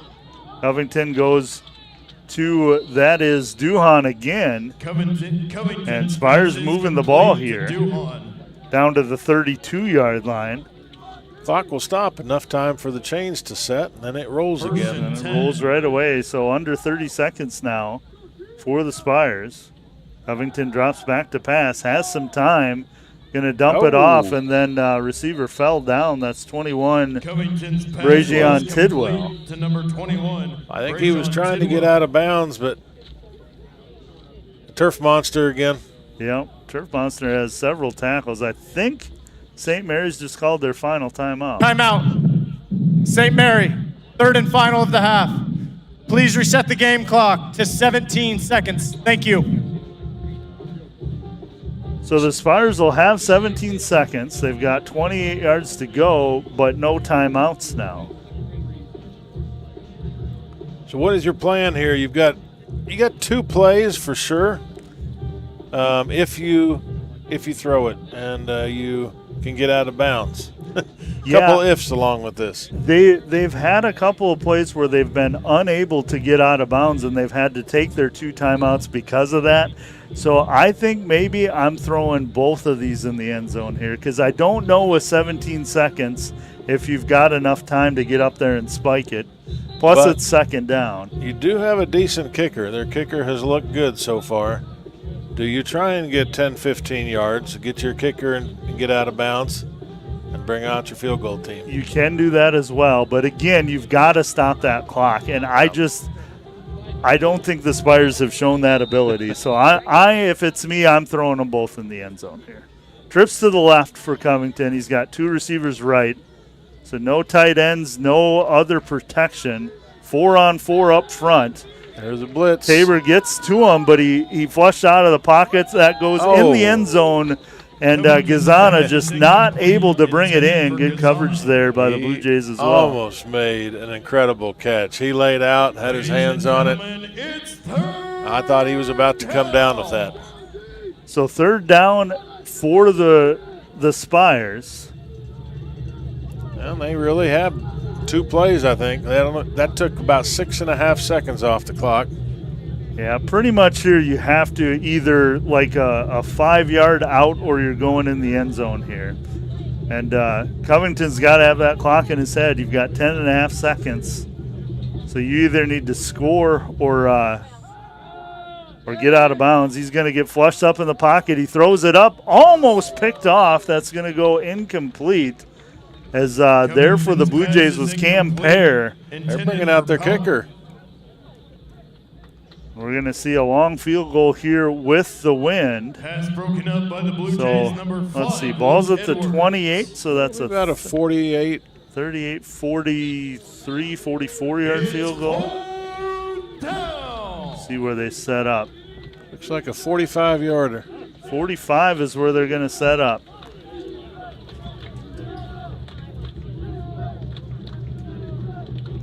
Godfrey has been perfect from touchdown zone. From the right hash here, Godfrey puts it up in the air. And that is right down the middle. Godfrey's kick is good. So with And with 5 seconds to go, Godfrey with a 45-yard field goal. University of St. Mary, 17. Take another look at this one pass here where almost intercepted. But nice kick by Godfrey for the Spires. Yeah, and these days, I mean, this is NAIA football, but these days you see NFL, they're going for kicks 67 yards now. So that was with the wind. He had plenty of distance. He did. Yeah, no, the kicks in the NFL have gotten crazy with the distance, and to see someone putting your tee down at midfield and thinking you're actually going to make that, it's expected. Yeah, for sure. So Spires will kick off here. They do get the ball to start the second half. So they did what every team wants to do. They scored at the end of the half, and then they'll get it right away. See what happens here. It's been over King's head, both kicks. And that one, King's going to catch it 3 yards deep and take his chances here. This will be the end of the half. He gets to the 25, gets to the 30, and he's brought down. AJ King on the return. Nice run to end the half. Nice return. It was. I like what he's thinking there. You know, if you catch it there, that's basically the end of the half. It's going to take them 5 seconds to get to you. And you either run it back or you don't. Ladies and gentlemen, at the end of the first No, half, it's one play. We would have been a victory spot if you would have done that. So you could have. 17. Yeah, it really is the only option for the Blue Right. Jays at that point. So You're not going to throw a Hail Mary into this wind. no. And if he would have broke it loose, that'd have been a great end to the half, definitely. Hey, some scores around the league here before we take a break for halftime. Southwestern is not wasting any time. They're up 52-0 to start the fourth quarter, so they're a little farther ahead over Avila. Friends, 14-7. They are in the second quarter over Ottawa. McPherson only leads Bethany by 4. It's 14-10 at the half. Kansas Wesleyan is ahead of Evangel 3-0, and it's almost halftime there. And then the game tonight is Bethel, and I did not see who their opponent was, but Bethel will be playing tonight against Sterling. There it is, against Sterling College. So I know if you're looking on the field, you see a bunch of – that's definitely not alumni cheerleaders. So it's the Tabor College Mini Cheer Clinics this week, and they get to do a little performance today. So we're going to get to watch the Mini Cheer performance. And we'll probably be back here a little bit before halftime's over, and we'll talk a little bit about stats and what we're looking for in the second half. And recap it. Yep, so we'll take a break, let you watch some future cheerleaders, and we'll be back just before the second half starts. Landry Thiessen, Sadie Sisson, Tanyan Yoder, Nora Abrahams, Lacey Watts, Gracelyn Thompson, Kinley Jost, Grayson Jost, and Sage Jost. Ladies and gentlemen, give it up for your mini cheerleaders.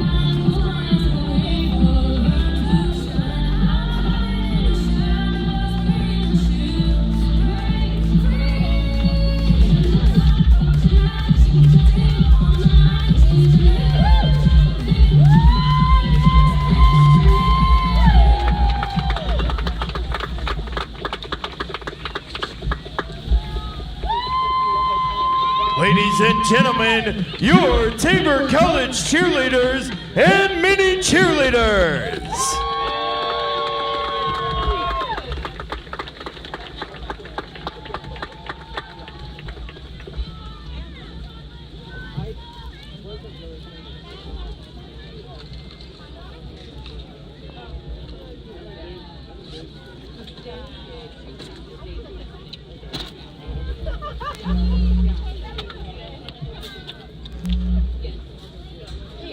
Do you know what bag is Riley's? See which one looks like it. Okay, Ash, it's none of those right there. Those are all cheerleaders.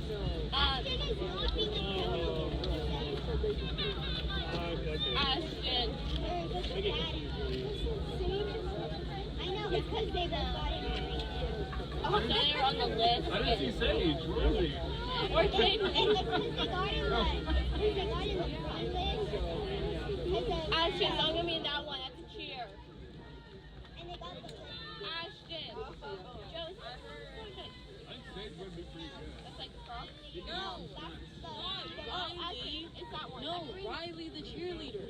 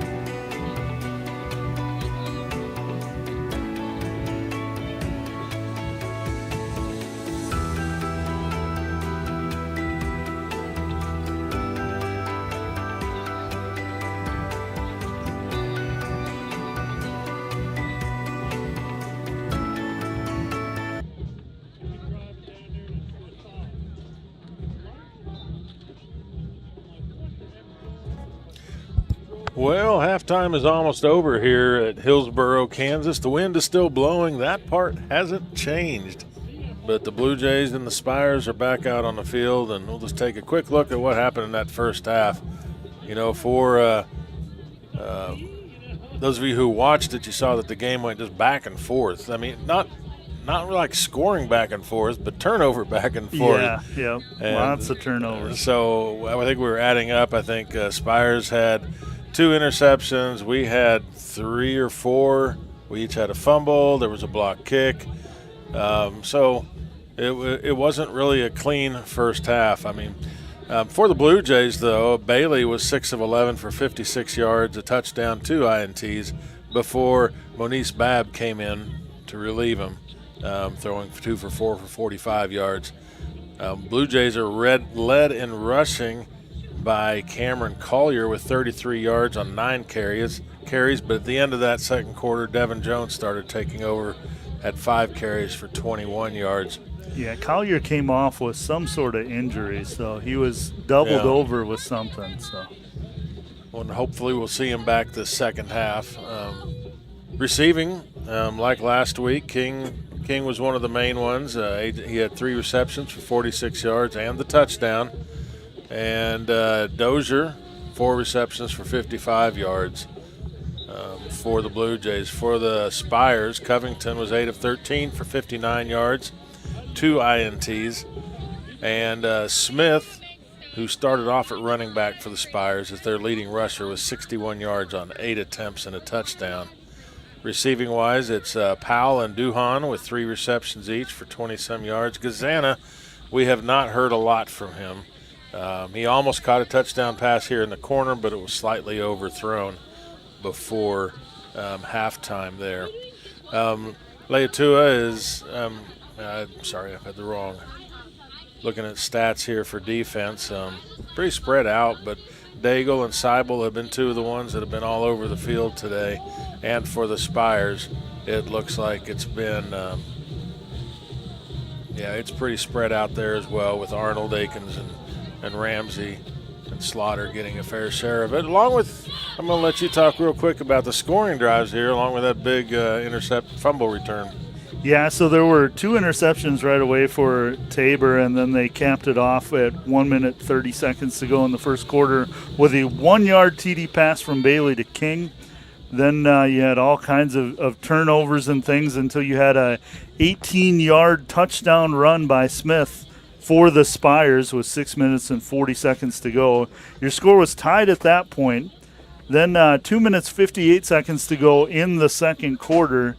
There was that fumble recovery by Chase Redmond, number 94 for the Spires, went 70-plus yards on that fumble recovery, and point after was good.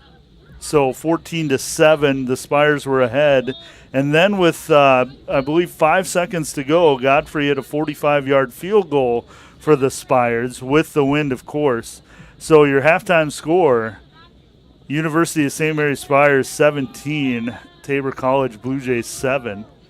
And getting ready to go here. Back to kick for the Spires. I was mistaken. I wondered when I said it if I wasn't wrong. Well, I questioned it, but usually anytime I question something, I'm wrong. Yeah, well. So I didn't say anything either. At least now I've hit my quota for the day. So I'm probably sure I've got a few more. So you have a much better quota than I do.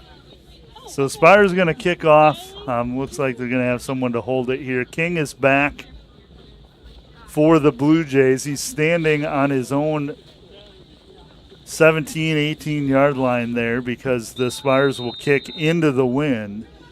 And right now they're saying wind is 23 to 31 mile-an-hour gusts. And this one's going to be short. Yeah, fair caught there. Godfrey's kick is received by the Blue Jays, number 80. Yeah, so that was Jonah Baca on that reception. And I don't think he was expecting that. No, and it was, he also wasn't loving the situation that he was in, having to catch that. This, being from South Dakota, this Kansas wind is no joke. And I learned that in the spring for baseball, those kids trying to catch those pop-ups in this win. So it is another skill set. Looks like Bailey is back in quarterback. He's all alone in the backfield. He's going to step up and then get rid of it to the near side. And nice play there right Safeman. away. I think that was Evan Safeman. That is Safeman. Good, good gain right away. We'll get him into Spires territory. The ball's going to be, looks like on the 43-yard line of the Spires. Again, Bailey back in. Got the empty set twice now. Yep, and he's going to get brought down. Oh, he's fighting, and he is brought down. Was in the grasp of Sargent there. We've called Sargent's name a couple times tonight with big plays. Bailey's brought down by and that's a big loss for the Blue Jays. Going to bring it all the way back into Blue Jay territory. As you see the play before there, that pass to Safeman.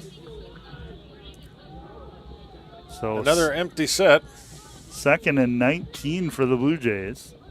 Trips to the near side. One receiver right. Again, like you say, empty set, so nobody back there with Bailey. Calls for it and gets it. Has some time. He then gets flushed out of the pocket, and he's going to run with it. And not quite back to the original line of scrimmage, so it'll be 3rd and long for the Blue Jays. Good coverage there by the Spires. Brought down by St. Mary's number 45, Aiden Arnold. So 3rd and 14 for the Blue Jays. They did get it back into Spires territory. Ball's going to be on the 47-yard line of the Spires. Bailey looking over to get the play. Empty backfield. He's got 4 receivers to the near side, 1 to the far side.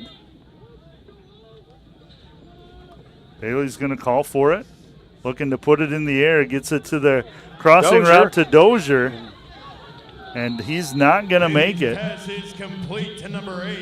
He gave the first down signal, but he's not real close. They've got about 5 yards to go. And Blue Jays going to go for it. They've got 4 receivers tight to the near side, 1 to the far side.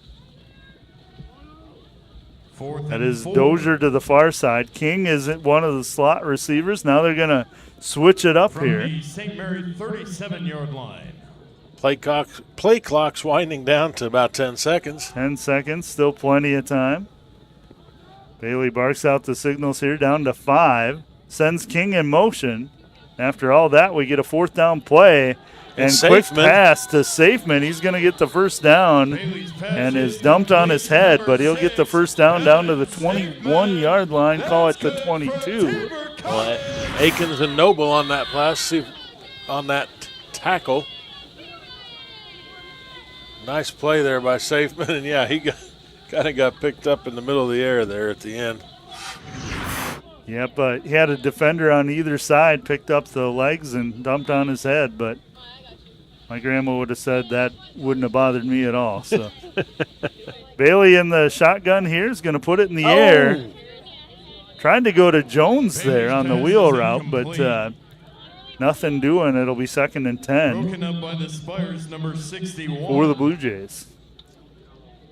I'm not sure if that was Skahan in there that was diving for that interception possibility there, but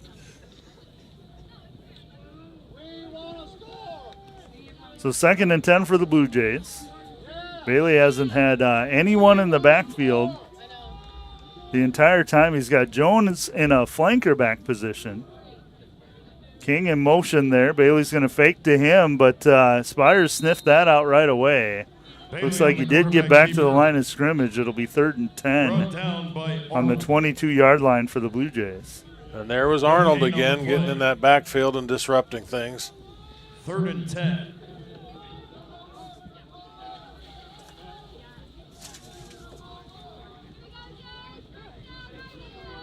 Really not sure what Tabor's field goal kicker is like, so I don't know if they're feeling comfortable with the kick here if we don't get the first, or if it's 2 down territory. Yeah, haven't seen him much. They are with the wind, so we might get to see him. Bailey going to drop back to pass here. Pulls it down, escapes to his right, puts it in the air, And again, he's trying to guide it. Just Pass is had incomplete. King, but just tried to guide that in there. He had Dozier sitting up about 10 yards to the right of him, wide open too, but that's not where he was looking. It looks like the field goal unit's going to come on for the Blue Jays. And this will be Clark. Wayne Clark, the redshirt freshman. So this will be a 39-yard field goal. Got to add the 10 in the end zone. 39-yard field goal for Clark, but it's straight on. So looking to make it a touchdown difference here. Bad snap, and Bailey's going to have to run with it. Puts it in the air, and it is incomplete. Bailey's Bailey's on the ground as well. He got pounded at the end there by 51. That is Skahan. I really wasn't watching what that hit was like, but he got up real slow. You get to see it here. So that's Bailey holding. He gets rid of it, and we don't get to see the end of the play there for Bailey. But at any rate, it'll be a turnover on downs. So Spires will get it 1st and 10 from their own 22-yard line going into the wind. Blue Jays really need to score here because they didn't show much of an ability to score into the wind. And Bailey's in front of us. He's going to get some attention on the sideline. Covington's going to give it to Smith up the middle. Gets a couple of yards. Give him 2, 2nd and 8. Got Leia Tua coming in on top of that tackle. By the Blue Jays, number 0, Moe Leatawa. So 2nd and 8 for the Spires. 2 receivers to the near side, 1 to the far side. Smith in the backfield along with Covington.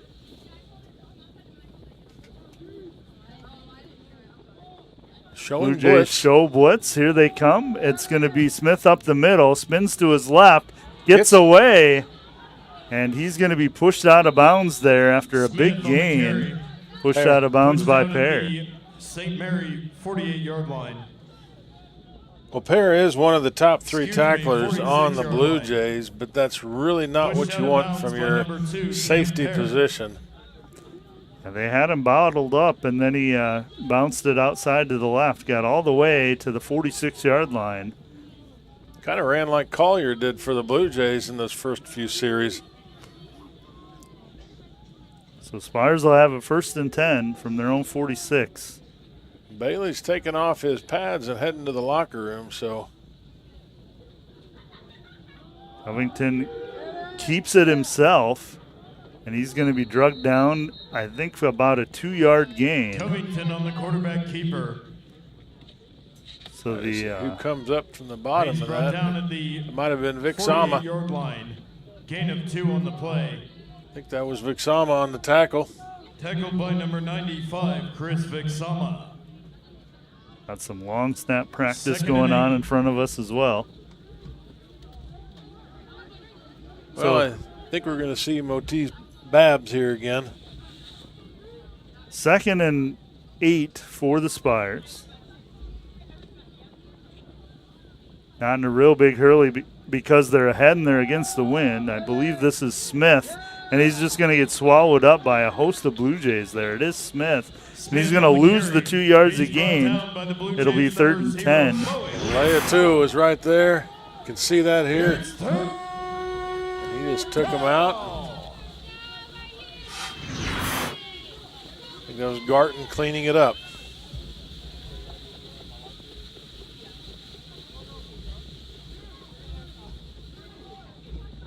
So again, not much urgency from the Spires here. They're going into the wind, so they can hold it here and keep it away from the Blue Jays. Trips to the left, 1 receiver right. Covington's going to go with the quick pass, gets it to his main man, and he is drugged down. No, he keeps going all the way down inside the 30-yard line. That's Michael Gazana. We talked about him before the broadcast today about being the guy that's really been their guy, and this is only his second catch of the night. It is, and Covington really wound up and just darted that in there into the wind. And Spires have been smart on that respect, haven't really put anything into this wind except for early in the first half. Covington overthrew a guy, but other than that, he's been just these short slant routes have been working for the Spires. So 1st and 10 inside the 30-yard line for the Spires. Covington's going to give it to Smith up the middle. Seibel hangs on, but doesn't. Smith on the carry. Made several guys miss for the Blue Jays there before. Number 19, Xavier Michelle. Fights for about 4 yards. Michelle was on that tackle.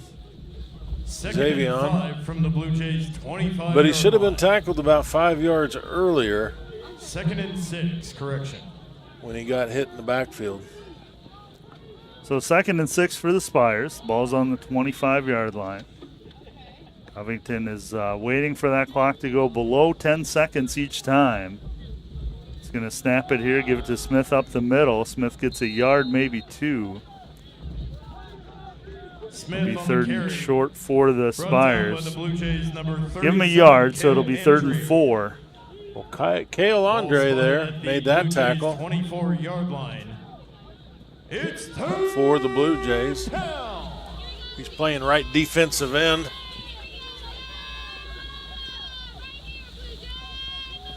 Play clock's at 17 here, so it'll be a bit. Again, the Spires with that 10-point lead going against the wind here. Covington pulls it down, almost picked off. Covington's pass that would have been a huge play for the Blue Jays to stop this drive with Garton. Broken up by the Blue Jays, number 28, Sterling Garton. Yeah. Sterling Garton there just, it was behind him, and he turned around and just knocked it down. So 4th and 4, big play here early in the second half for the Blue Jays. Need to stop and get that ball back with the wind at their backs, as they've already well past halfway through quarter number 3. Tight trips to the left for Covington here. I'd be looking for that slant again. And but they're going to keep it. He's going to run for it. He's going to get it. Nobody over there. And Covington's going to dance into the end zone. 24-yard touchdown run for Covington. And I think that was a designed run the whole way. I mean, he looked him off to the left, but I think he was fully intending to keep it himself. Godfrey set to kick. So Godfrey will kick the extra point here. Had a 45-yard field goal to end the second quarter. This one into the wind. Kick is up. Almost blocked, but boy, you can see that wind. It just held it up, but it still made it. That doesn't change the score. Another look at that play. He's looking everything off to the left. Every one of the Blue Jays had moved over.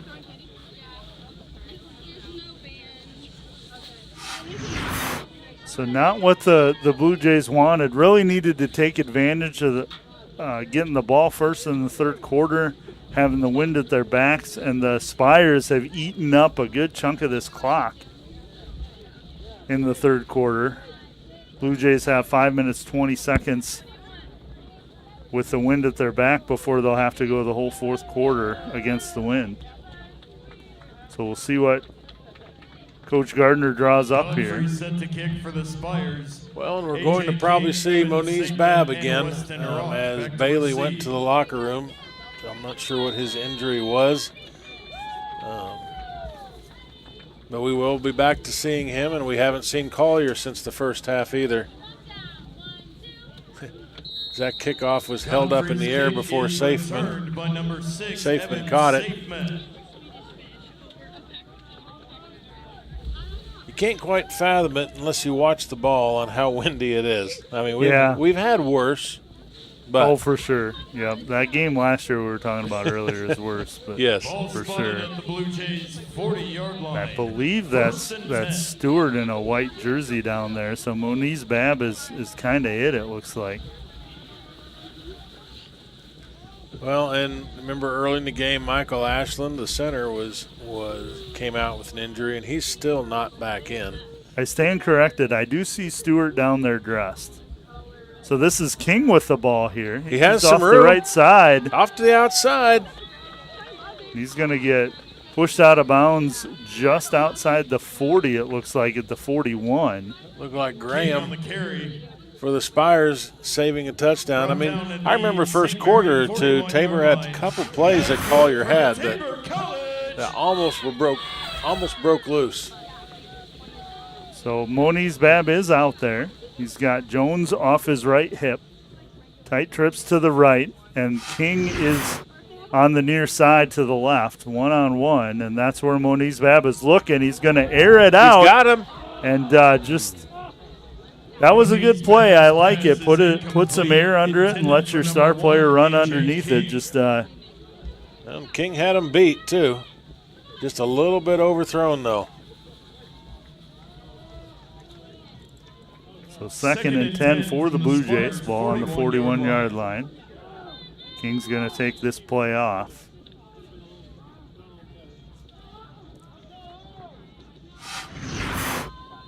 See another quick replay of that. Well, throwing ball just about a yard out of his reach. So Moniz Babb will clap out the cadence here. Gets it. He's going to give it to Jones off the right side, and he gets through the line. Give him about 4 yards. So it'll be 3rd and 6 for the Blue Jays. Number 40, Santia Hollis. Ball on the 37-yard line. St. Mary 37-yard line. 3rd down. King back in. He's going to be on the near side here. I think we're in a 2-down zone here. Yeah, this time of the game, and you just need that wind at your back. It's proven helpful for both teams. So Moniz Babb going to go to the air, going to go to King on the slant. Had one man to beat, but is tackled there at about the 23. By Slaughter. Moniz Babb's pass is complete. So 1st and 10. No, it's 25 is where they're going to mark it. So 1st and 10 from the 25. And timeout there because by St. Mary. Well, as Tabor's putting together a drive here, Timeout. you see that catch. St. Mary, first charge of the half. It's just been very inconsistent so far. We had a running game for a while, then we had a passing game for a little bit, and it's just something we got to figure out how to put together to get in the end zone. So St. Mary had to call the timeout there because a linebacker, I believe, was running off and he wasn't going to get off in time. I don't know if Moniz Babb had the wherewithal. He looked over and saw it. An upperclassman's going to call for the ball. But there you see that last play to get the first down. That's something Aaron Rodgers was so good at, seeing him running off and then just calling for the ball, snap it. Quickly snap it and get the penalty. So 1st and 10 from the 25. You've got King to the near side. 3 receivers to the right. He's got Jones off his left hip behind him. Moniz Babb calls for it and gets it. He's going to put it in the air to King again. And that wind just kind of took it. Moniz Babb's pass is incomplete. Intended for number 1. So incomplete to King. King was double covered.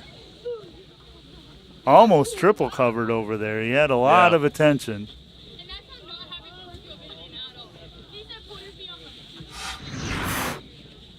And as you can see on this, if you notice, I think that ball sailed out of bounds, and he knew it. Yeah. Along with being a little high.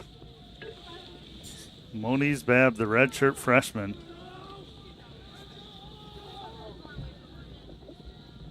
He's going to give the ball off the left side to Jones.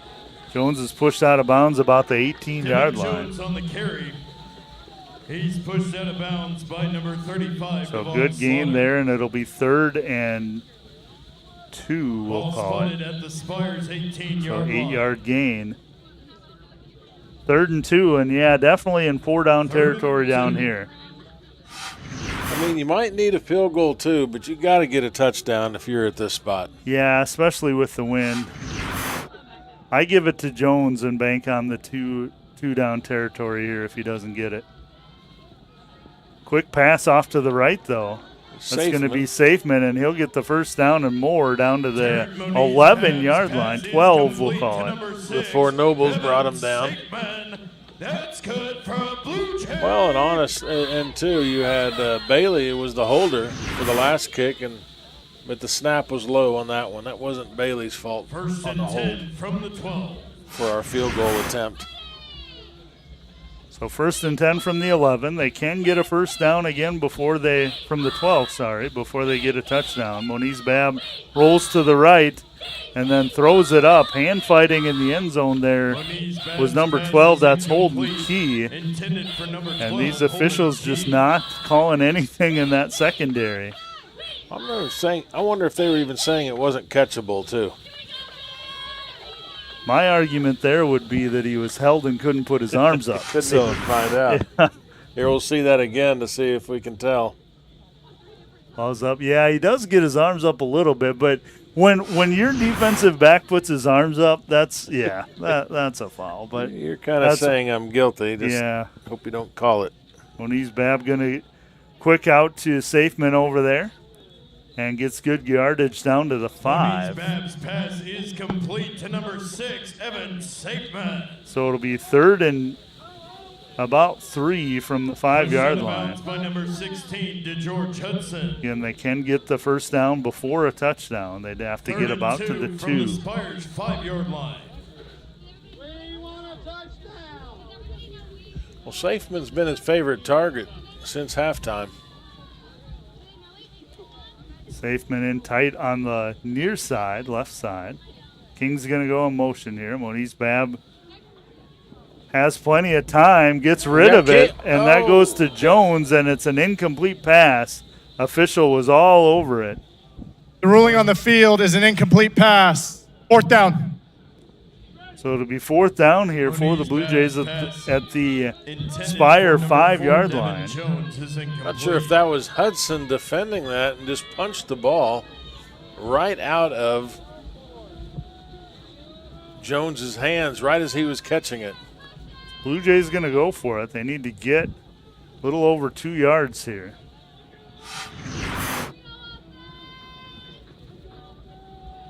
Moniz Babb has Jones off his right hip. Moniz Babb will take it off the left-hand side. I think he got it. It's going to be awful close. Moniz Babb on the quarterback. I think his knee went down, and so they mark it at the 3, and that, I believe, is short. No indication yet. We'll wait and see. But everybody's leaving the field. It was hard to tell from up here, but they said his knee went down. Result of the play is a turnover on downs. So it is a turnover on downs. We never did get an official motion either way, but so the Spires will get it 1st and 10 at their own 3. And not a play the Blue Jays really wanted. Being that close, they needed to get some points out of this. And that's it for with the wind as well. The Spires are going to milk it for all it's worth. Just a minute 18 to go in the 3rd period anyway. Covington under center. He's going to give it to Smith up the middle. Gets a yard, maybe 2. Looks like give him 2 to the 5-yard line. I think Garton made contact first as he comes flying through, tripping him up. No, a good fumble, even holding him here. Number 28, Sterling but like you said, this is going to probably take us to the 4th quarter after one more play. But Covington back in the shotgun here, heels on the goal line. He's going to wait for that clock to get down. He's going to give it Nice. I think that's McCoy. It is up the middle. He gets McCoy on the carry. back to the line of Brought scrimmage. down by a flock of Blue Jays. Yeah, Leia, Tua, and Daigle all over there. Timeout. Tabor, first charge of the half. Yeah. Please reset the game clock to 34 seconds. 34 seconds. Thank you. So Coach Gardner going to make him run one more play, make him run that third down play against the wind. Yeah, I don't know if we can go back and see that fourth down run by the quarterback or not, but you know, when you know you've got to get to a certain spot, there's that time when you are laying out in a different way, and it almost looked like he thought he had what he needed.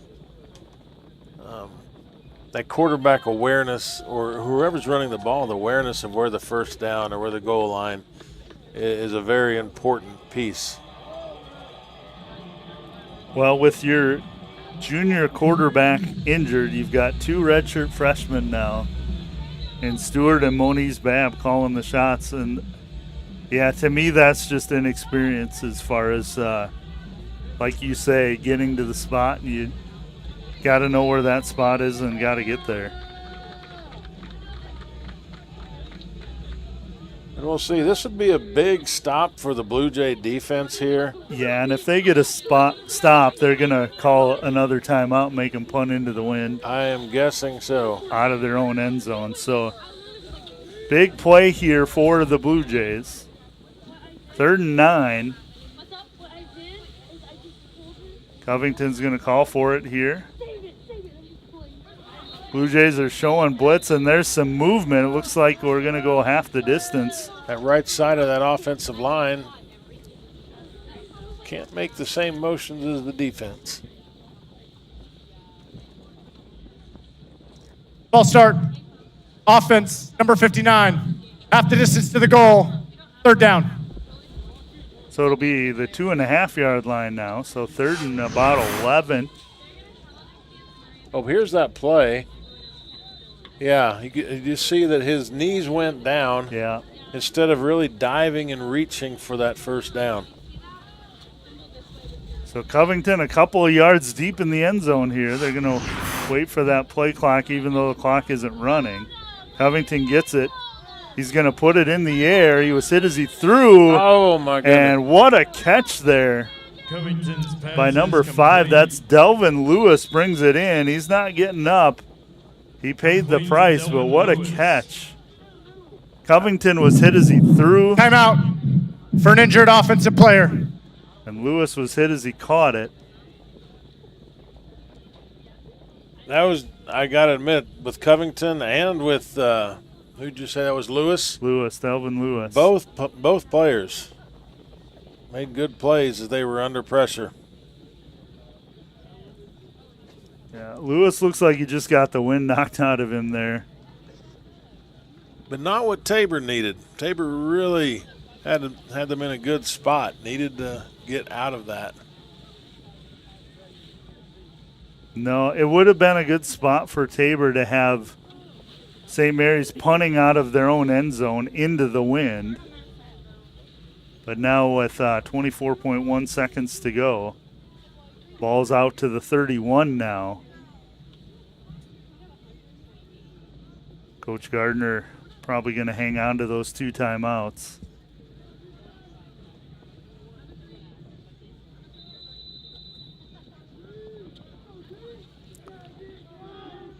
So Covington has 2 running backs with him in the backfield there.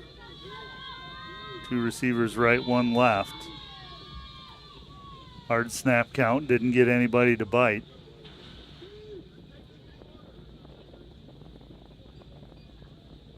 Calls for it here.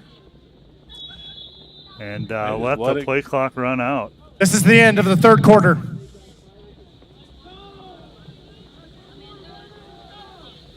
So kind of not what we wanted here in this second half, with the Spires getting another touchdown to tack on to their lead. Was 17-7. Now we're at 24-7 going into the 4th quarter. And the way we've been moving the ball and with turnovers today, something's got to change. Yeah, if the Blue Jays are going to come back, they're going to have to do it into the wind now too. So nothing has gone the way of the Blue Jays here in the third quarter. I'd be curious, Collier was running the ball real well in that first quarter, and we haven't seen him since he came off the field. I don't know if he was holding his hands, his ribs, or something, but like you said, there was something hurting. Devin Jones has done a nice job, but it's just definitely been a change of pace, and it's almost like even with the quarterback-receiver connection, it's just not consistent. Well, Cameron Collier is on the sideline with his helmet on. He's right in front of the bench over here. So another way to look at this, too, as we were talking earlier, we are in the Bissell-Kessinger divisions. We're in the Kessinger, St. Mary's is in Bissell, and that division play hasn't started yet. It starts in 2 weeks. So, right. And that is really what can get you to postseason. You can win your division, you go on to the postseason. So there might be something said for protecting a couple players from not getting further injured right now. Sure. So 1st and 10 for the Spires here. They're at their own 31-yard line. Covington's going to throw it. He's got his Gazana. receiver there. That's Gazana, and he hauls it in. Couple of tough catches there by the Spires. That's 2 in a row now. It is. That the D-backs have really made them pay, but they've hauled them in. Well, Sandoval was right there. Had a nice hit on him, but 46-yard line. there's a reason he's their top receiver. So into Blue Jay territory here. Ball on the 46-yard line. Covington in the shotgun. He's going to call for it and gives it up the middle to McCoy. And he gets a good run on first down all the way to the 40. So give him 6. McCoy on the carry. Steibel was on that tackle for the Blue Jays. Brought down by number But not 10, before Dusty Daigle, how many number yards? 47, Caden 6 yards. Sumble. It'll be 2nd and 4.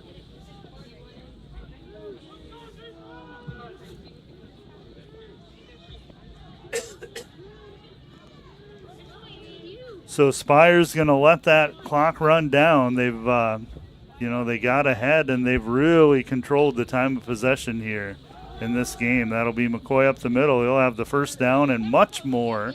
Fights to almost the 25-yard line there. He's going to be brought down at the 26. It'll be 1st and 10 for the Spires. Several people missed the tackle before your cornerback comes up to make it. Sandoval stepped up. 1st and 10.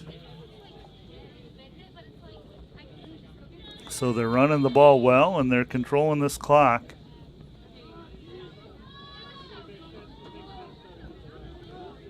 So Blue Jays would need to score 3 times, and they need time to do it, just not making the stops they need so far.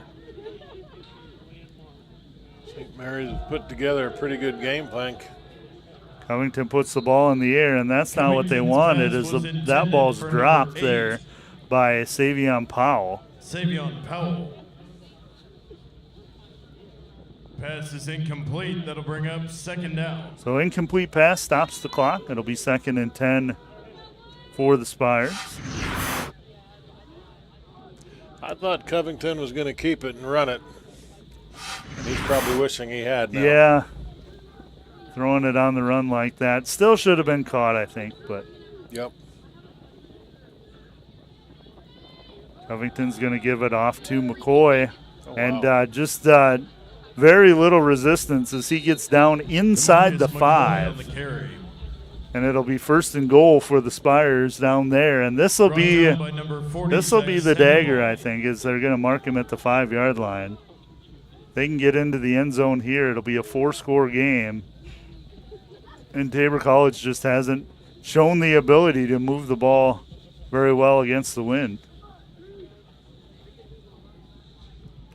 So Covington's going to let this go down at least to 10 seconds.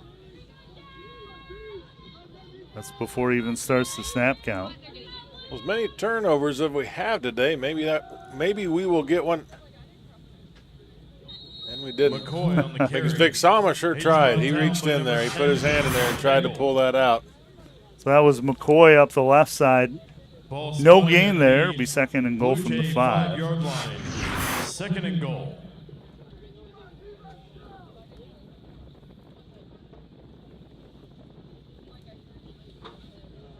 And this clock's just going to tick away here. Even, any points at all down here, it's going to be a positive for the Spires. And either way, going to take some valuable time off this clock. Well, a field goal puts it to 3 touchdowns, and if they can keep it to, Covington's going to roll to the left, and he's going to get another touchdown. Well, he's proven tonight that he can also, or to this afternoon, that he's also a runner, not just a thrower. It's his second touchdown of the day. Well, we're going to see Godfrey come out for that extra point, and, not really what we were expecting today with the Spires and the Blue Jays after Blue Jays have a big win against Kansas Wesleyan last week, but it's definitely not the tale of the tape today. Nice job by the holder there. He had to reach back behind him to catch that and got it down. And so with 11:18 to go in the fourth quarter, your score is the University of St. Mary's Spires 31, Tabor College Blue Jays 7. So, yeah, like you were saying, just not this isn't what I expected for sure coming to this game. Coming off of that big win against Kansas Wesleyan, and that's, of course, a rivalry. You want to go and win that game if you can. I think, who was it telling me it was, 2018 since Tabor had beaten Kansas Wesleyan, so. Well, next in 2 weeks we face Bethel, which really is the rival. Tabor-Bethel is the big rivalry, but last week St. Mary's lost to Bethel by 1 point. 38-37, I think, was the score. So was. This kick's going to go into the end zone. It's in the middle of the L and Blue Jays. King's going to let that one go. So Blue Jays will have a 1st and 10 from their own 25 with a lot of work to do. Down 31-7. And I think at this point you're going to have to put the ball in the hands of your redshirt freshman there, Moniz Babb, and let him sling it and see what happens. Unless there is no foul on the play. First down, Tabor. Unless we're going to, live for another game already. But I don't think you come to college to give it up with 11 minutes to go. No. You gotta have hope. But you also have to make some big plays now. Moniz Babb back there. He's got Jones behind him, trips to the right. He's going to put it in the air.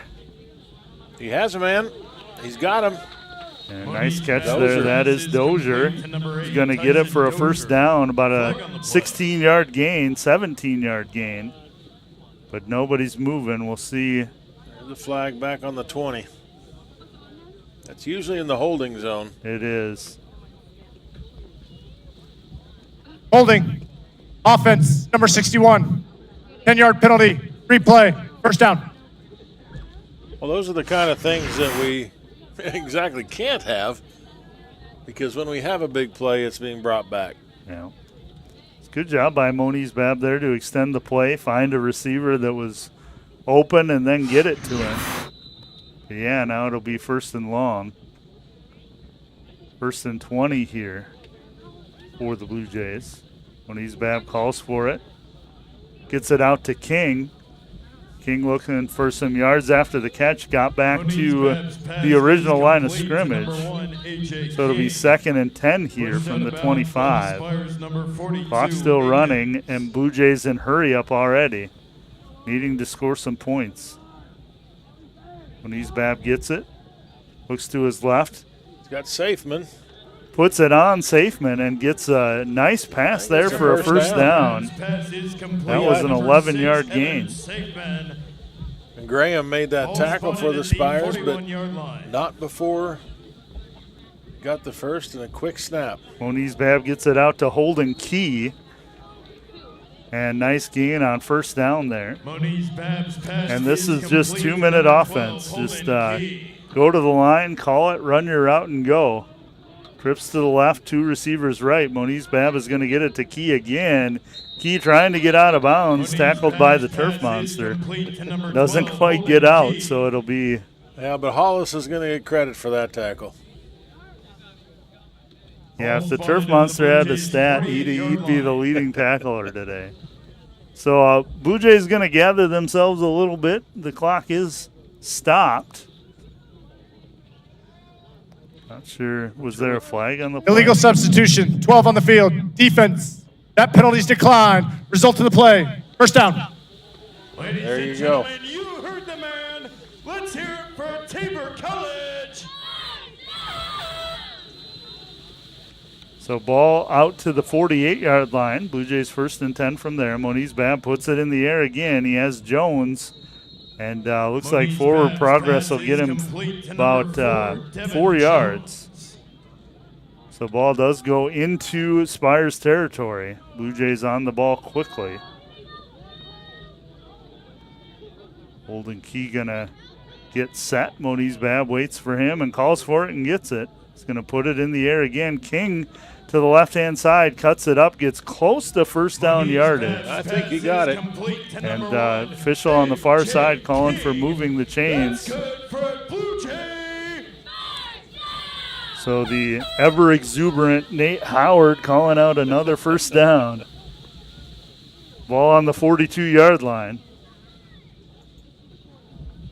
He's about half my age, but I wish I had half his energy. yeah. And Well, nice pass there. nice Nice catch Moniz by Babb's King. pass is complete to He number was 1, covered well by the Spire AJ defense, King. but hung on for a big play. And nice pass there by Moniz Babb to fit that into where only King could catch it. A little relaying of the signals here. Moniz Babb's going to get it. Blue Jays having a nice drive. And good defense there by the Spires. Dozier unable to run underneath that one. For number 8, Tyson Dozier. So it'll be a 2nd and 10 from the 25. This is where that clock, I mean, we started this drive in the 11-minute zone. 25-yard line. The clock is not our friend right now. It's not, but the Blue Jays have done what they needed to do. Lots of short passes. The redshirt freshman leading his troops well here so far. So time to call a play this time. Moniz Babb calls for it. He's going to drop back, gets rid of it to Jones. Jones has got some room down the near side. He gets across the 15. It'll be another first down for the Blue Jays. You're going to mark him at the 13-yard line, it looks like. Maybe the 12. A nice little screen to the outside there. That's good for a Blue Jay. So ball's on the 13, 1st and 10 from there. Blue Jays looking to punch it in. Moniz Babb has Jones off his left hip.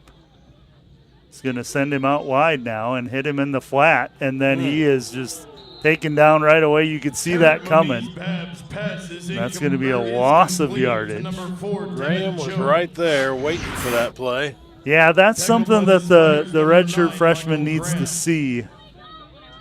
But he had that play in his head the whole time. That's where he was going. Yeah. And nice pass and catch there again. That's going to go to Safeman. Safeman's been called a lot today. Yeah, so ball down to the 10-yard line, 3rd down Ball spotted at the 9-yard for the Blue line. Jays. Call it the 9-yard line. When he's Babb with it, he's going to roll to his right. Oh, he has. He had King down there, and I think he had Dozier breaking open in the middle, but it was just a little too late. That'll bring up 4th down. You know, I hesitate to say King was held back there. He just was. He couldn't get away, and these officials haven't called that, so there's at least they're consistent. But King turned around and looked at the back judge back there like, what's a guy got to do? I think we've only had one pass interference call today, maybe two. So big 4th down here. Ball's on the 9. They got to get about 5 yards for a first down. Moniz Babb with it. He backpedals.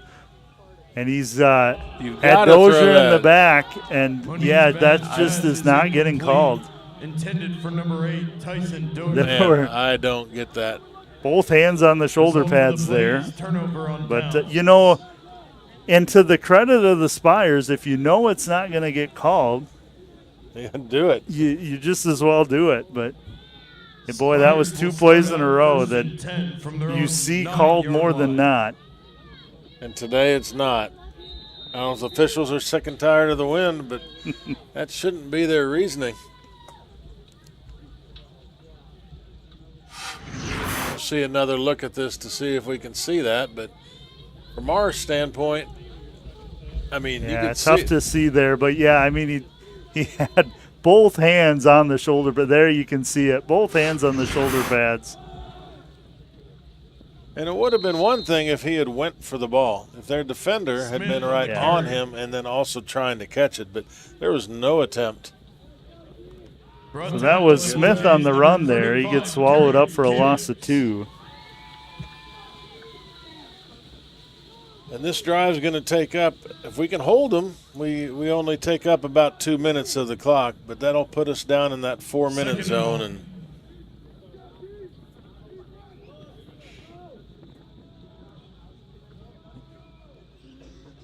Covington puts it in the air, gets it out to Gazana, who is going to stay in bounds. Nice job of staying in bounds there. Covington's pass is complete. Kind of paid for it, but 7, Michael Gazana. Tackled by and it number took 2, one for the Cam team, and he's Perry. going to run 35 seconds more off the clock for his troubles. 3rd and 7. Tabor's got 2 timeouts left. So 3rd and 6 here for the Spires. Yep, 2 timeouts for the Blue Jays. Might use one here if they can get a stop.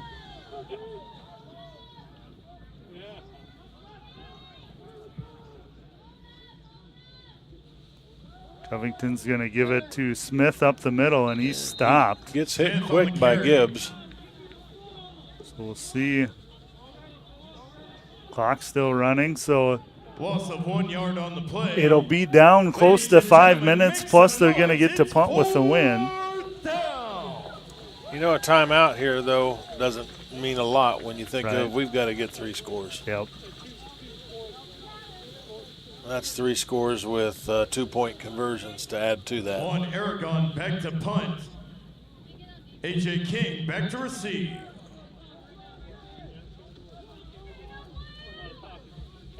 They're going to let it run down. 3 seconds, 2 seconds. This is the first time we've seen their actual punter. Oh! And that's going to be partially blocked, but it's going to work out really well. Oh, my goodness. Oh, my goodness. For the Spires, a blocked punt went 70 yards. The guy blocking it actually overjumped it. Blue Jays will start out 1st and 10 from their own 30. Well, that's kind of been the story of the Blue Jays today on how things have went. Just hasn't been falling in their direction. Yeah, if one play sums up this game, there it is, for sure.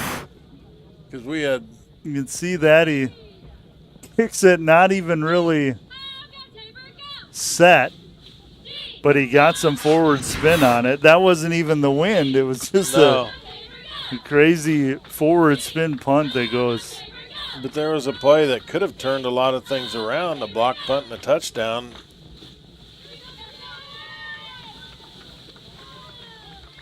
So Stewart's in now at quarterback, 3rd quarterback of the day for the Blue Jays. Gives it off, not much doing there. That's Jones, I believe. Tackled by the Spires, number 39. So Jerome Jordan Stewart, Collins. the redshirt freshman from New Orleans. 2nd down at the 33-yard line. Will quarterback now.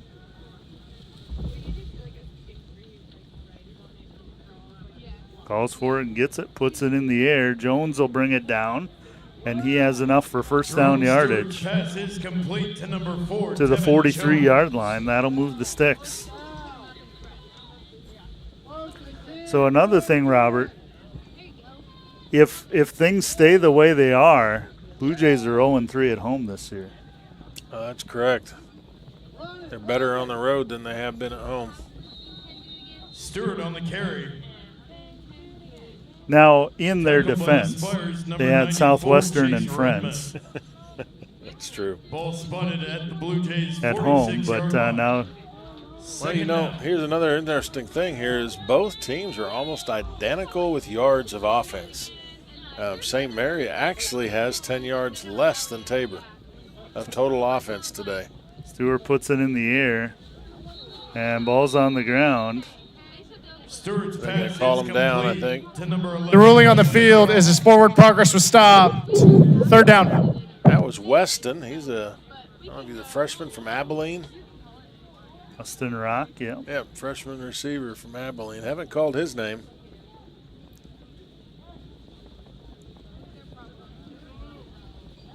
But no, you're going to look at the offensive stats afterwards. It's going to look like Tabor was in this the whole time.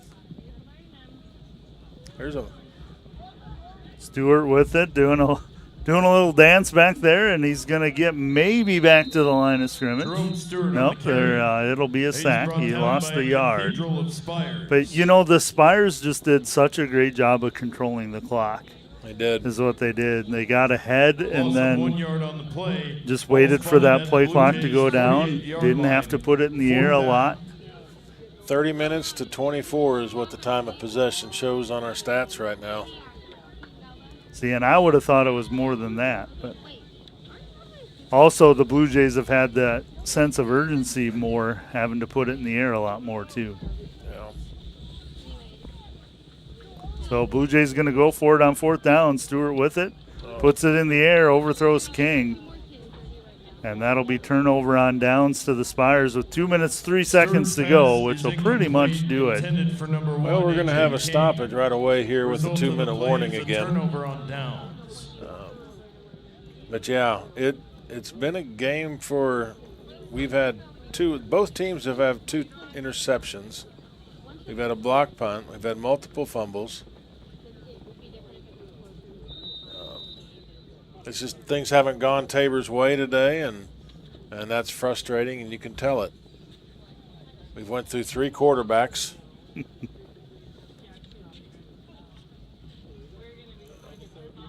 You know, but Moniz Babb did show some good signs. I mean, he was slinging it out there. And his last 2 incompletions, I would contend, were not his fault. Yeah, well, with but those that's why I'm up penalties, here. Brought down by number 35, Darian Gibbs. So that'll be the stoppage at the 2-minute warning. This is the 2-minute timeout. You know, some scores from around the league here as we kind of wind this up. Southwestern ended up winning 62-0 over Avila. Friends didn't blow out Ottawa yet. It's 28-7 early in the fourth quarter, Friends. They've actually struggled a little bit because we saw a couple weeks ago how quickly Friends can score. Mm-hmm. McPherson is leading Bethany 34-13 to start the fourth quarter. And that was another game where McPherson has been really good and Bethany has not been. And it took them till halftime to get going. Kansas Wesleyan and Evangel are in a battle. Wesleyan is 6, Evangel 7. Only 4 minutes left in the game, so that's coming down to the wire in Missouri. And then tonight's game is Bethel and Sterling to finish out KCAC play today. So it'll be 2nd and 10 for the Spires. Ball on the 48-yard line of the Blue Jays. I believe that's Smith in the backfield there.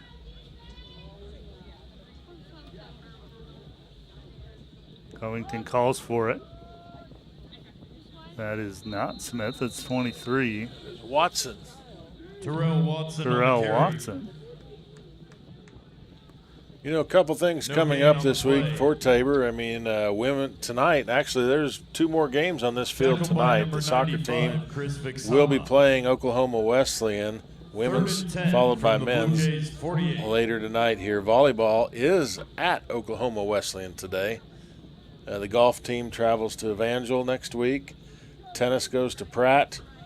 And then next Wednesday, volleyball will be at K-Dub, while soccer will be here versus K-Dub next Wednesday. So I'll hear Nate's voice from my house today yet. Yes, probably. you will. Yeah. Delay of game. Offense, number 14. Well, 5-yard penalty. Still 3rd down. Especially since the wind is blowing towards your house, too. You Right. might actually, Oh, yeah. so you're going to get an extra dose of it. Well, there was that first high school game. The wind was blowing towards our house. That when Grayson was sick and we didn't come over, and I not only heard the public address announcer, I heard some of the discussion between coaches and officials. So it was entertainment for sure. Covington looking to put it in the air, and he's just going to hang on to it. Well, that was great to see Leatua get back there with a nice sack. Sometimes you look for the positives. Ladies and gentlemen, make some noise. It's Another look at that here as he comes around the outside and Daigle contains him and Leatua ends it up. But, you know, in 2 weeks, Tabor gets back. They'll have 2 weeks to get injuries healed, to get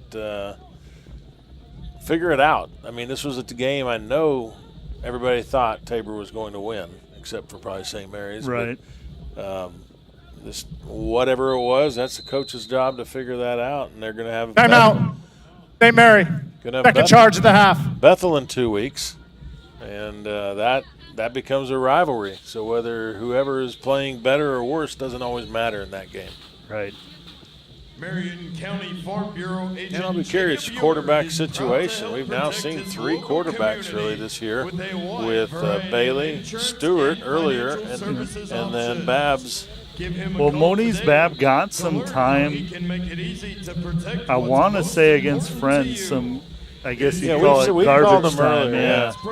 But, yeah, so he's had 15 of 24 today, 146 yards, not very respectable, but we've driven the ball and stopped. Yeah. Whether it's a turnover on downs, whether it's a turnover. We just haven't been able to finish it off this week. Yeah, there's been some good things, some things to build on for sure. Yeah, I mean, I think probably at this point in the year, Coach Gardner would like to see more consistency out of the quarterback position. I think, you know, Bailey has sort of emerged as QB1, but then headed back to the locker room. I have not seen him on the sideline, and kind of wondered what was going on with Stewart because we saw him down there, and then he got to play a little bit.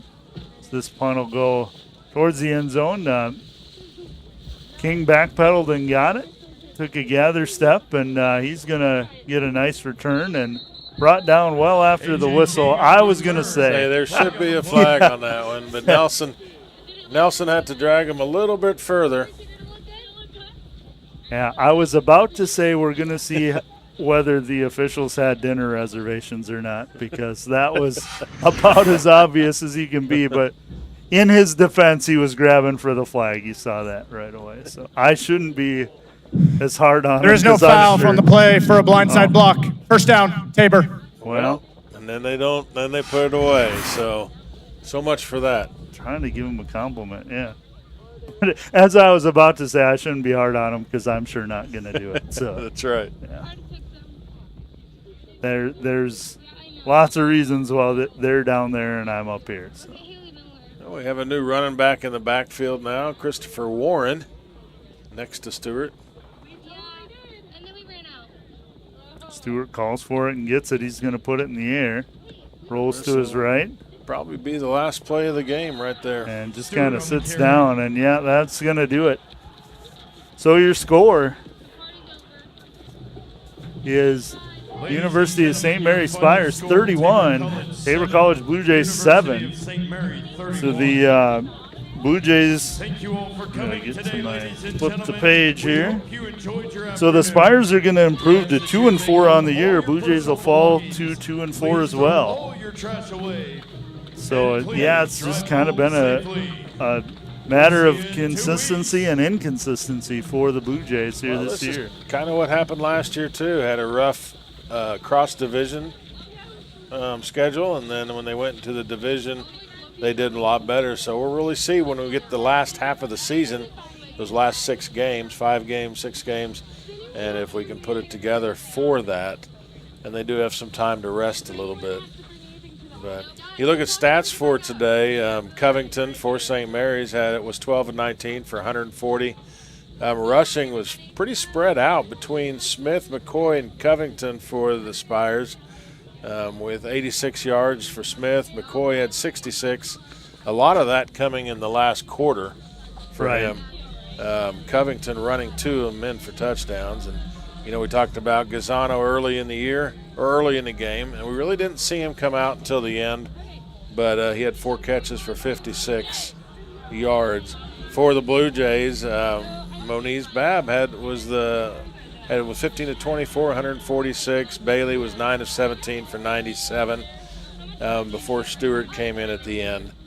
Running the ball, we still struggle running. I think we're averaging very low numbers in rushing per game, and today was no different. Yeah, I think we were doing all right. We just put ourselves in a situation where we couldn't run the ball in the second half because we were down and we had to move and score points. I thought right away, Collier did well, and then we just didn't have a situation where we could use them much after that. We had to put it in the air. Well, and Jones and Collier were about equal with 35 and 33 yards each. Receiving, King, we called his name a lot. Dozier, and then Safeman really came on. Those 3 had 91, 65, and 63 yards respectively. So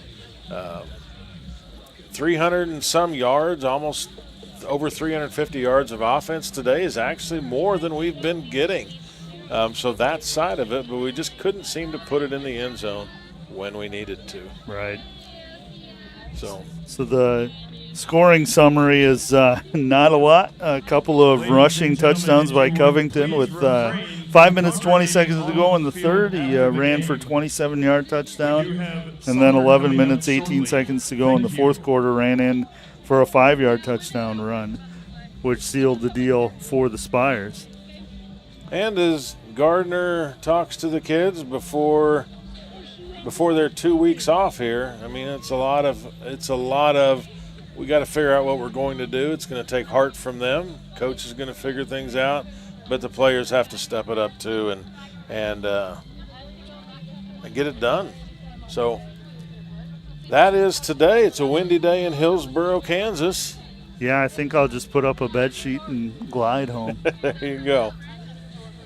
Well, I'm Robert Rempel. This is Jim Millman. We really appreciate you listening to us today, and we'll probably talk to you in a couple weeks again. Sounds good.